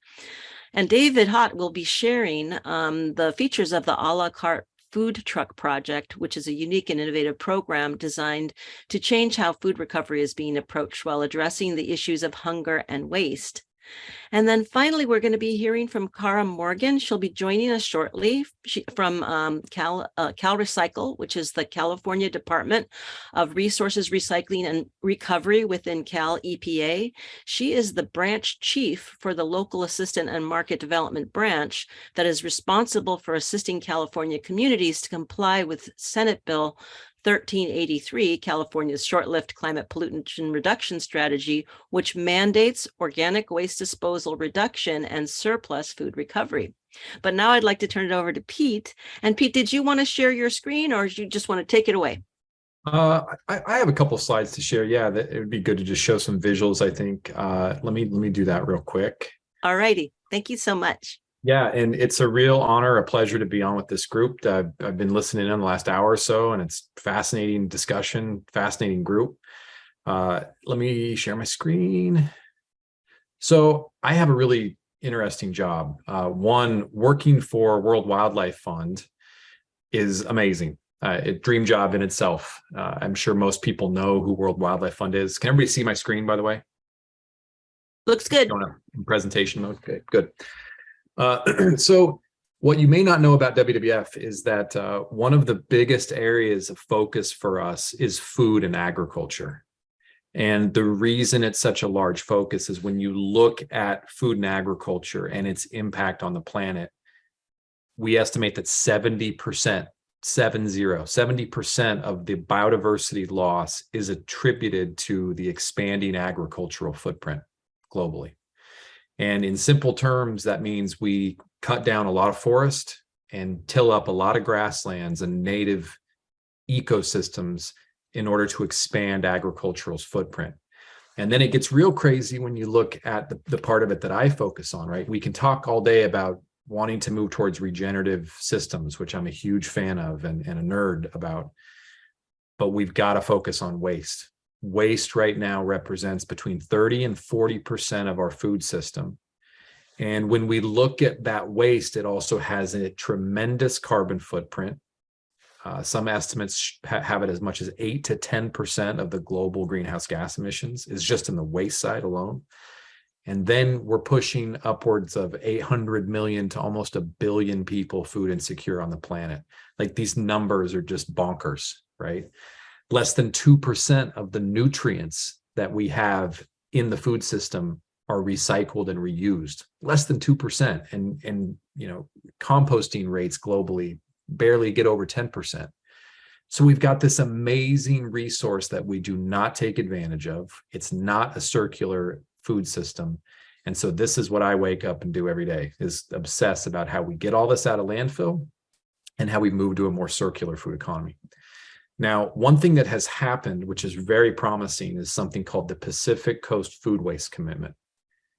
About 3-4 years ago, the states of Oregon, Washington, and California, they decided to look at this issue from a climate perspective of food waste reduction. And so the states and the cities have committed to a 50% reduction of food waste by 2030 as part of their climate strategy, as part of a reduction in climate. This is through the Pacific Coast Collaborative, and this project is a subset of that collaborative. Now, what we've done is developed a set of resource partners that are helping to do that. One of which is World Wildlife Fund and our team, but we're also working with a group called ReFed, another one called WRAP, and Cascadia Policy Solutions. And so our task is to figure out how the states and the region are going to measure this goal, right? If you don't measure something, how do you manage it? So we're trying to figure out how to quantify food waste across these regions and then show a measured reduction. But then we're also tasked with trying to pull together not just public sector, but the private sector. I think there's a full recognition that you cannot do this without strong private sector engagement. And so you can see here, these are some of the signatories that we've brought into this agreement. They include retailers, food service providers like Sodexo, food manufacturers like Bob's Red Mill. And what we're trying to do is, one, expand this list to be inclusive of as many businesses as we can, but then also have that strong linkage back to the public sector. And we work very closely every day with the cities and city teams in local jurisdictions, but also the state level teams like the Department of Environmental Quality and Cal Recycle. So, this is a big task, and we're just talking about really 3 states, so as you look at this, this is probably one of the largest, what we call voluntary agreements in the world, just based on the population and the size of the economies for the West Coast. And, we've learned a lot from this. I could talk for an hour about this project just in general as being one of the many that we have going on globally. But I think I might just leave it at that. I don't, where am I at, Ruth, in terms of time? I know we're trying to budget about 10 minutes for these intros, but. Yeah, I mean, that you can keep going for a little bit, or you can kind of stop and we'll go to David and we'll come back. Yeah, whatever you prefer. I'll kind of wrap it up in summary, and I'm happy to take questions on this. I think one of the issues that we've seen with trying to address an issue like food waste is there's a lot of conditioned thinking in business that nobody wants to disclose waste. I'm highly appreciative of companies like Albertsons and Kroger and New Seasons and Raley's and Walmart, right, that have committed to be transparent, to provide data on food waste generation. But there's a lot of businesses that don't want to give up this data. They don't want to have this transparency. And I think this transparency is a real fundamental requirement. If you're going to move to a space where waste as an issue becomes a pre-competitive issue, you've got to get everybody sharing data. You've got to get cities and business and states all looking at this and trying to build a dashboard of information that shows us if we're making progress or not. And when you start to do that, you start to build the building blocks of marketplaces where you can have true investments in things like compost or waste to feed or waste to energy. And I think you start to build the circular food future, but it's going to require that transparency. And it's really hard when some businesses just don't want to participate, but it's also hard too when you have industries that are very decentralized. Like how do you get information on this from the thousands of different independent restaurants that are all across these states? So it's had a lot of unique challenges, but again, it's a unique thing happening on the West Coast, and it's something I'd be happy to talk in more detail about all the examples and interventions and things we've done, because it's a great project. So with that, I'll turn it back over. Thanks so much, Pete. Yeah, thank you. All right. And we'll go ahead and invite David Hott to come up onto the stage. And David, welcome. Really appreciate your work. David is part of the solution to wasted food and surplus food. So kind of take it away and tell us about what you're doing. Thank you, Ruth. And that was such a good segue, because we do have the solution, and it's a wonderful solution that we call the a la carte food recovery program. The program was created by Dr. Nancy Fishman. She's the founder of Forgotten Harvest in Illinois, actually in Detroit, actually Michigan, wrong state, same person. She created that foundation or that organization with her, starting from recovering food from restaurants in her Jeep. And now it's the #1 largest grocery recovery organization in our country.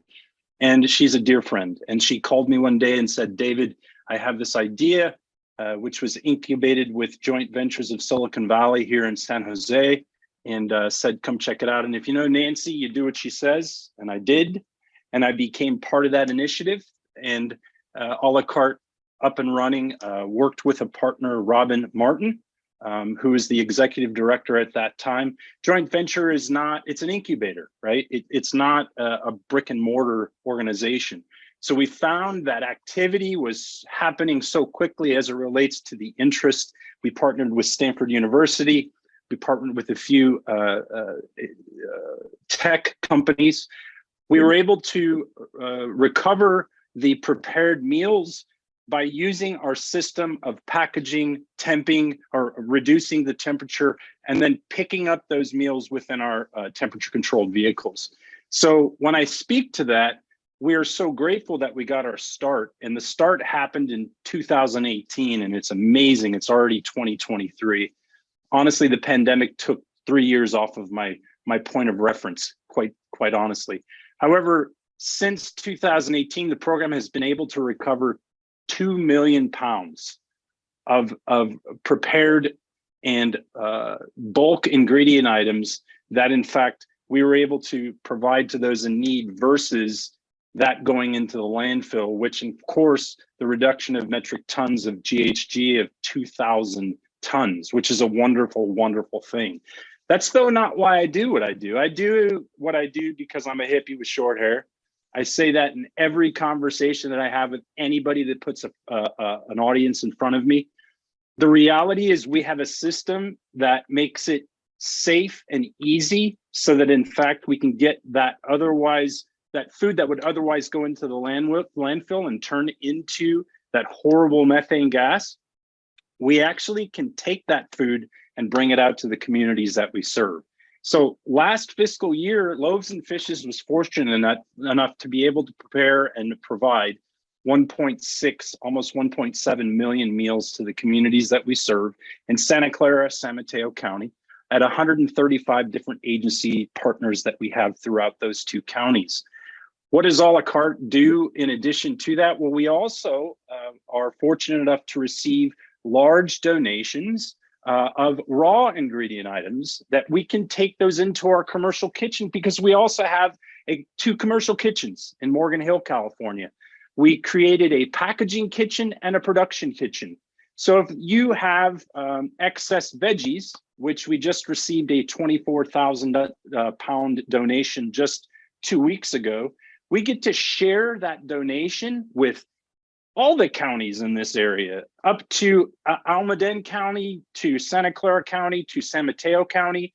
In addition to that, we can take those raw ingredients and bake those into our meals that we provide to the communities at those organizations that we support.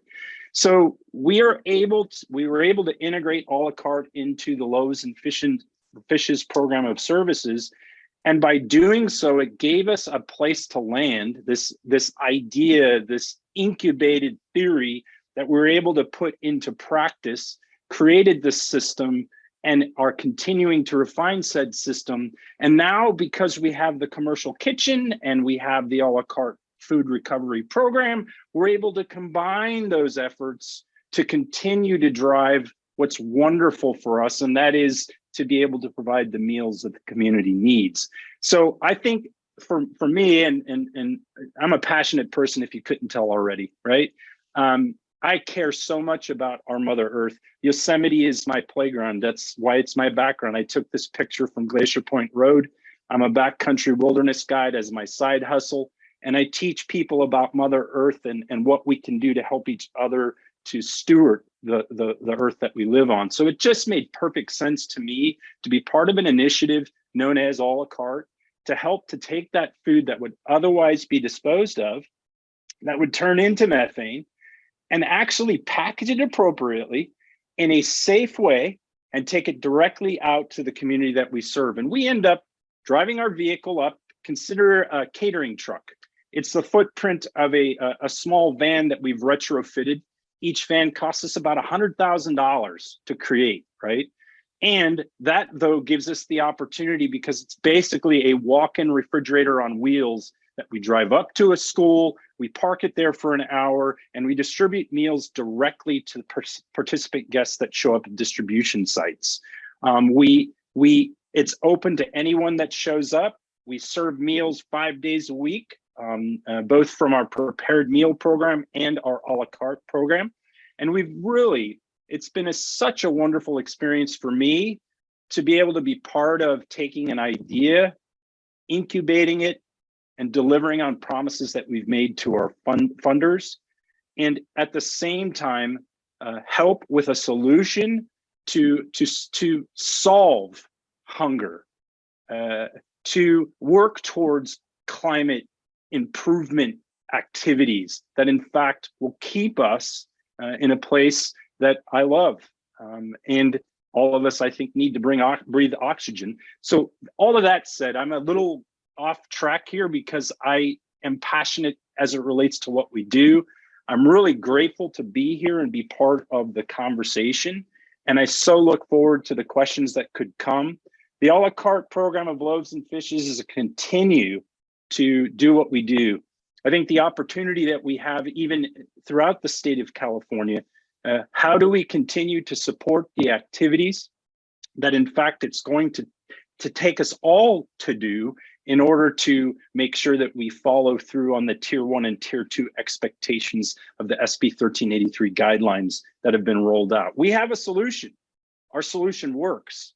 It's a proof of concept that I share with you today that I love and work very hard at continuing to steward, and I look forward to questions. Thank you so much, Ruth, again for having me, and I look forward to your question. Thank you so much, David. Really appreciate it. I'd like to go ahead and invite Kara Morgan to go ahead and come up onto the stage. And as you guys could tell, Pete and David are real early adopters, mission driven. But the state of California had recognized in 2016 that some of the climate crisis could be solved through organics recovery and food waste reduction. And Kara is responsible for helping California municipalities to implement these programs across the state. So some folks in the chat have mentioned other organizations that are involved locally, which is wonderful. And Kara, you're making this big statewide. So welcome. Ruth, thank you so much. And thank you all for having me here today. I'm so appreciative and grateful and so excited to hear, Peter and David speak, because this is the result of this important legislation. And I want to thank so many of you who are involved in implementing 1383. I get it. This is a huge lift for all of us. It's a big change. I often say it's the biggest change in managing our waste in 30 years. It's a big shift for residents and businesses to think about managing food and paper and yard waste in a very different way. but we have to. We have an existential crisis in front of us with climate change. You know, we've all been dealing with these atmospheric rivers, right? This is something by recycling food waste, by recovering food waste, we can have a fast track to dealing with climate change. It's so vitally important. I think maybe all of you know, but maybe you don't know. In California, our third largest emitter of methane into our environment is from our landfills. So it's something that each of us can have a huge difference in and make a change right now. But it does take shifting behavior. So let me talk about food waste, since that's really our focus here. In California, about 15% of what we throw away is food, what we throw away. And a lot of that is food that could be recovered. There are 1.8 billion still fresh, unsold meals worth of food that are being thrown away in California every year. And that's based on our statewide waste characterization studies. So many of our neighbors and people that we know are facing not having enough to eat every single day. We estimate now with COVID, it's up to 1 in 5 Californians don't know where their next meal is going. They're food insecure. And again, you know, when we talk about the drought, 20% of California's water is used to grow food that we're just throwing away. So all of this is circular. All of this is connected. 1383 took effect January 1, last January 2022, and jurisdictions across the state are doing a phenomenal job. Our nonprofits like Loaves and Fishes are doing amazing, innovative things to deal with food waste and food waste recovery, as well as businesses. But I have to say, I think it was to Peter's point, some businesses don't want to voluntarily do this. And that's why we need this important law and important regulation.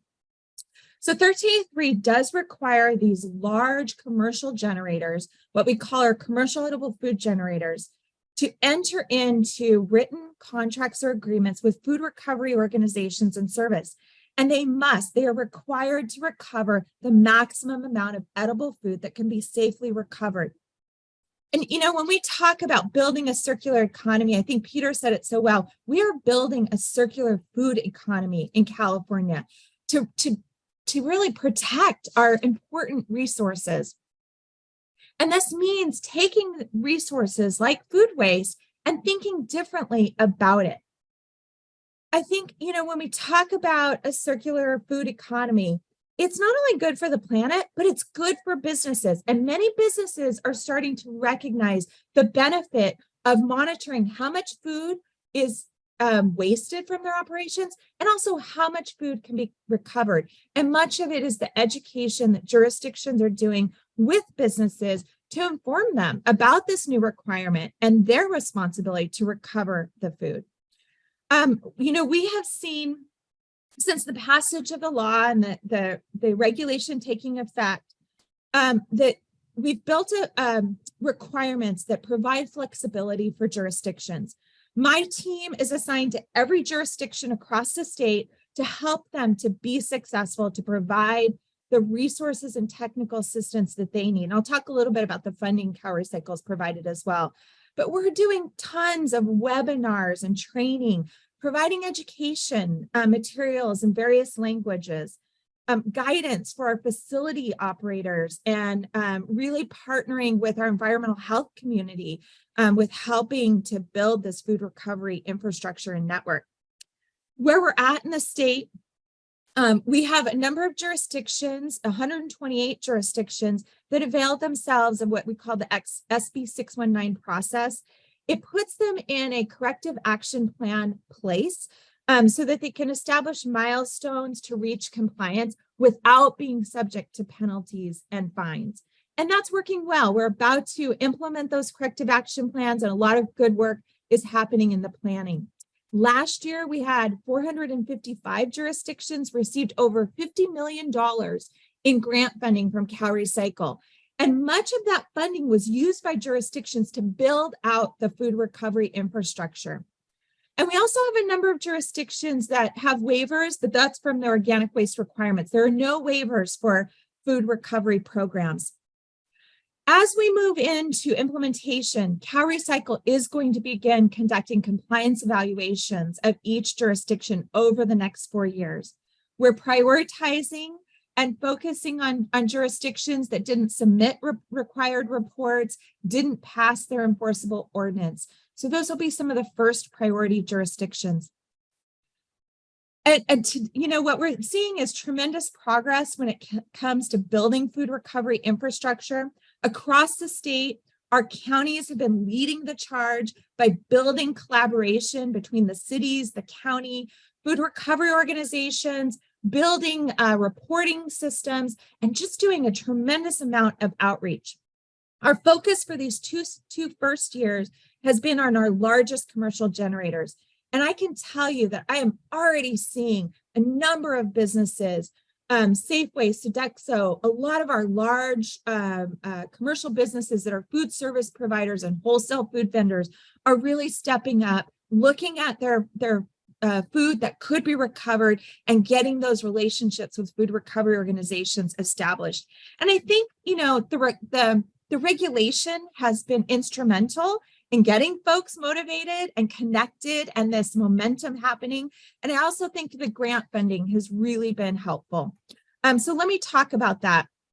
In the last 2 budgets, the legislature and the governor has appropriated millions of dollars in new support for both recycling organics and food reuse infrastructure. We've had significant funding go to building the recycling infrastructure, and over $24 million in food recovery grants has been provided. And that has already resulted in 142 million unsold meals going to Californians in need. And Loaves and Fishes, when you talk about their effort, rescuing 1+ million, that is all coming together to just capture this food that's so important. And, I think I'm really seeing a tremendous amount of innovation happening where it comes to the food recovery space. We have food banks working with partner agencies. We have, I think David spoke to the innovation in not just recovering food and getting it to people in need, but packaging food, repurposing food. And, down in Orange County, for example, some of the colleges there in their culinary institutes, they're preparing food for emergency situations so that we've got food on hand should we need it. So I just want to conclude, Ruth, was just saying, California, we are the 5th largest economy in the world. And we have the opportunity right now, and we're in the transition phase of not only building a circular economy, but a circular food economy, where we don't think about food waste in the same way. We think about it as a resource. So I just want to thank each of you for all of your leadership, for your passion, and for your commitment. Back to you, Ruth. Thank you so much. And thank you so much for your leadership on this issue. What can I say? We're very excited and pleased that California is taking the lead to across the country and around the world on reducing wasted food and recovering surplus edible food. We'd like to bring the whole panel back and see if we have some questions in the chat. And I wanted to also emphasize that, while the state is regulating the new law and we do have innovators in the food in the field, we still have things that we can do as individuals to reduce wasted food. And I'm going to put a link to that in the chat as well. Once we already bring it home, it can't be donated anymore. They're rescuing food from large generators, but we can reduce our wasted food print as well. And in addition, many of these food recovery organizations are nonprofits that operate on a shoestring budget.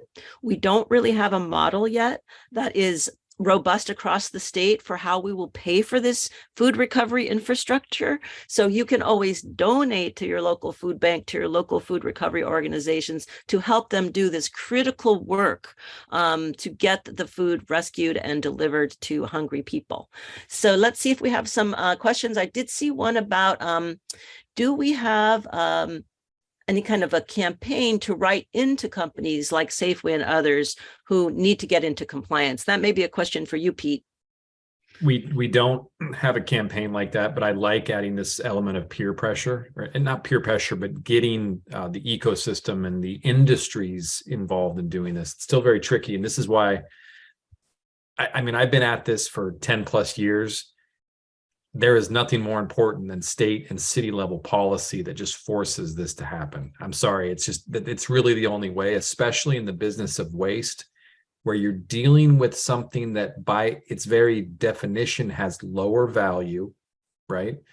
And you've got to move the entire ecosystem in a pre-competitive way. The only way to do that, in my thinking, is policy. And that policy needs to be set as examples. Like, I'm so happy that there are examples like SB 1383, because I get to model that in Kenya and South Africa, and there needs to be a harmonization of this globally. Great. Jack has a question about what percentage of jurisdictions are not in compliance, and we're still getting through our compliance process, right? So you want to just give us a snapshot of maybe you can say what percentage are in compliance? Yeah, I think, Jack, what I can tell you is I can't tell you for sure yet. What we do know is there were 128 jurisdictions that submitted their SB 619 notifications. Those are jurisdictions that upfront said, hey, we're not in compliance. We need more time. And it provides a pathway to compliance, protecting jurisdictions from enforcement action and penalties. So we know that group. We also just got the first annual report for the first 6 months of 2022. So we're evaluating those. We will be in February starting to begin our compliance evaluations of jurisdictions.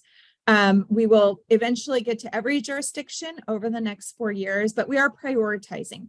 So as a result of that effort, we will start to really dig in to understand where a jurisdiction is at with compliance. Again, our focus is on compliance assistance. So where we identify a need for assistance, my team is working very closely with the enforcement team to identify what those needs are of the jurisdiction. Because ultimately our goal is for us all to be implementing in a very robust way the edible food recovery requirements. But it's like a big ship, right? That has to almost do, a 360 turn in an ocean that's just rocking, right? And so it takes time for all of us. And, I am seeing tremendous changes happening with businesses, with companies, with food recovery organizations like David's across the state. And when you think about, we've already seen almost 200 million meals recovered in very short amount of time. Imagine what's going to happen this year as more programs roll out. Thank you for the question. If I could just add, sure. So, yeah, I agree with you. It is a huge project to turn the ship around. So that's really, impressive. And I'm just wondering, what kind of resistance, though, do you get when you have these assistance programs? What do you have to overcome? And I really liked what you said, Pete, about local city and policies, because that's our bread and butter here at the Climate Emergency Mobilization Task Force. We're trying to get local governments to be accountable to taking action. So but I'm interested in what kind of resistance you get and what kind of success you have in these assistance programs. Was that addressed to Pete or to Kara? Well, either or both, whatever. Yeah. I mean, I have some thoughts. One of the projects we are taking on, hopefully, is actually looking at different culture and ethnicity delivery. Like, a lot of the things we tend to do are all in English. They're based on people that are white, and I think we've got to move this model into awareness and helping with technical assistance for communities in different languages and in different cultures, because I'll tell you, a lot gets lost in translation, and you cannot assume anything. Like the way that you do this in a BIPOC neighborhood in Los Angeles is different from how you do it in Chinatown in Oakland. And you've got to take these cultural things into account if you're going to be effective, because it's just not the same for everybody and how it's translated. And it's not just as simple as pop it into Google Translate and it gets you your answer. Like, this is much more nuanced than that. So I think that's a big part of this. Yeah. Any further thoughts, Kara? Yeah, I would just add that my biggest focus this past year has really been collaborating with elected officials. As you can imagine, these programs have required increased rates, really challenging, passing enforcement ordinances, something that elected official it's not their first choice of something to do. And so, both for Board of Supervisors and City Council meetings, I have, I don't know, hundreds and hundreds of meetings and providing my support and just acknowledging to elected officials that this is a hard lift and we need their leadership. And I have to tell you, I mean, I do this because I'm passionate, but I'm also encouraged. Just recently, some of our most largest cities in California have not only passed their enforcement ordinance, but are rolling out, say, residential collection programs. They are going gangbusters with their edible food recovery programs. City of LA, City of San Diego, many of our Bay Area jurisdictions are stepping it up as well beyond what they were already doing. So I'm very encouraged. I think our elected officials understand the importance of this. Even in some of our more rural communities, edible food recovery resonates and it makes sense and it can be done in a cost-effective manner. So there's just so many societal health benefits, community benefits. So it's something that I think I'm able to communicate in a way that gets that support from elected officials. So that's been really important to me this past year, and I'm now seeing the results of that work. Thanks, Ruth. Let me ask the same question to David. What are the biggest barriers or opportunities in expanding your work in the counties that you serve? Good question. And it goes back to funding. We created a great system. To sustain the system that we utilize costs money. And there's a lot of grants that are available to start up ideas and initiatives, less that focus on the operations costs to keep and maintain and continue those programs and their uses. There's a lot of discussions about how an app can help fix certain things, right? However, we're out in the community with 4 wheels and a refrigerator, bringing that food directly to the communities that we serve. So we have the logistics figured out. We have the packaging figured out. For 41 years, Loaves and Fishes has not, knock on wood, had anyone become ill from eating our food. We invest money in the infrastructure so that that can be the case. We pay our teams for certifications for food safety. So I'm going to go off on a tangent. However, that is definitely an opportunity, I think, in the entire state. And I sit on a few committees and also sit on the NICRA board, and we talk about solutions. How do we keep and sustain this wonderful energy that's happening? Because at the end of the day, I want 100 trucks. Right now, I only have 14, right? Give me 100 trucks. Now, how am I going to pay for those 100 trucks to go out to these rural communities and these areas that could be provided support through food being medicine? We could support them getting fresh produce items. We could support them getting things that are so necessary to help those communities to prosper. So anywho, Ruth, you set me off, and it made me think. It goes back to resources. The reality is, and I don't want to take away from the efforts that are happening at the grassroots level, and I don't want anybody to perceive that we're bigger than everyone, right? So we can go do these things. I started with 1 truck, and it takes a spark to start a fire. And I know we're in California, we shouldn't discuss that. However, that's just the truth. Like, passionate people doing the work to help people help people. We need more people that do that. And I'm surrounded by wonderful humans that do it along with me. Yeah, and Ruth, can I just add to David's point? I think it's vitally important. So what I'm seeing, jurisdictions across the state just completed their first capacity planning efforts to cover the first 2 years. As a result of those efforts, many counties are exploring now, how do we sustain, right, our edible food recovery infrastructure?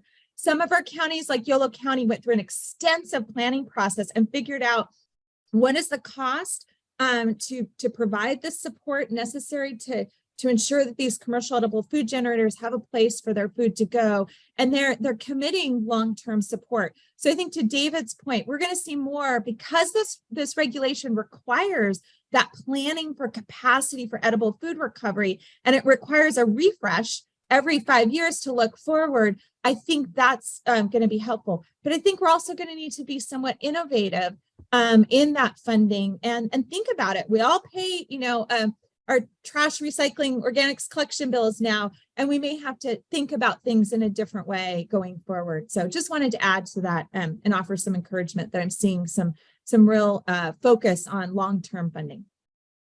That's great.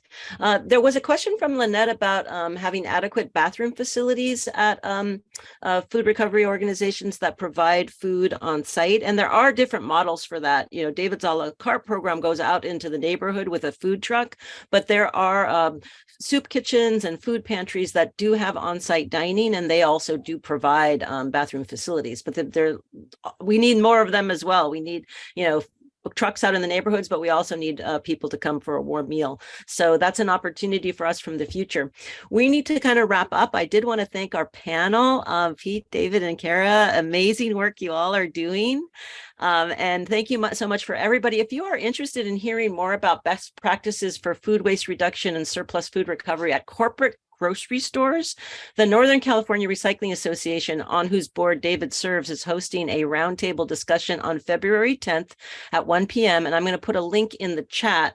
And that's where you can kind of buttonhole some folks and say, how is it doing and what are your plans? And thank you so much to the panel. And we'll hand it back to you, Cheryl. Thank you, everyone. Wow, that was amazing. Thank you for all the amazing work you do. We need a campaign to get the rest of these markets, Safeway, Whole Foods, or as I call it, Whole. I hope you can hear me. Yeah, we can hear you. We can hear you, Cheryl. Okay, good. Because my computer's telling me it's about to quit unexpectedly. But hopefully that doesn't happen. But anyway, I wanted to thank all the speakers this morning, and the last panel specifically, that was amazing. And I want to thank all the facilitators, Ruth, Armando, and Jack, and the steering committee, and the planning and logistics who made this all happen. We all volunteer for this. And I appreciate all of you for being here. And we have to do a lot of work. We heard this morning about all the work that is needed to be done.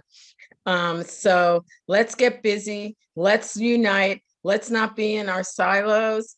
Let's really be in solidarity with each other.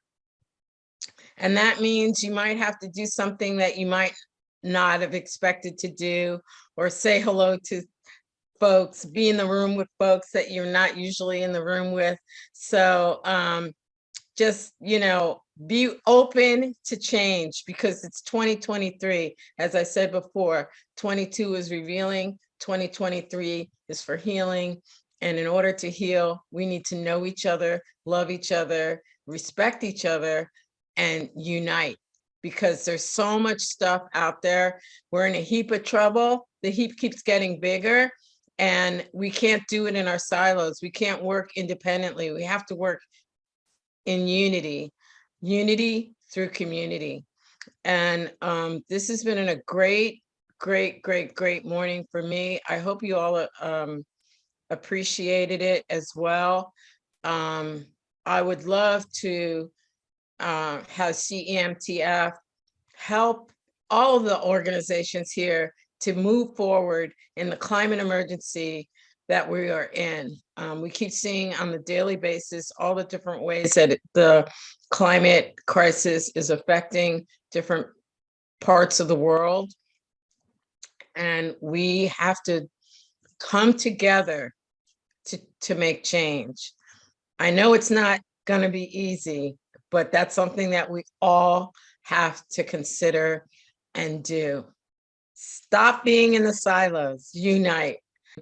And this is the fourth in the in a 5-part series, and the next series is coming up March 17th, which is going to be climate, equity, and race, united actions.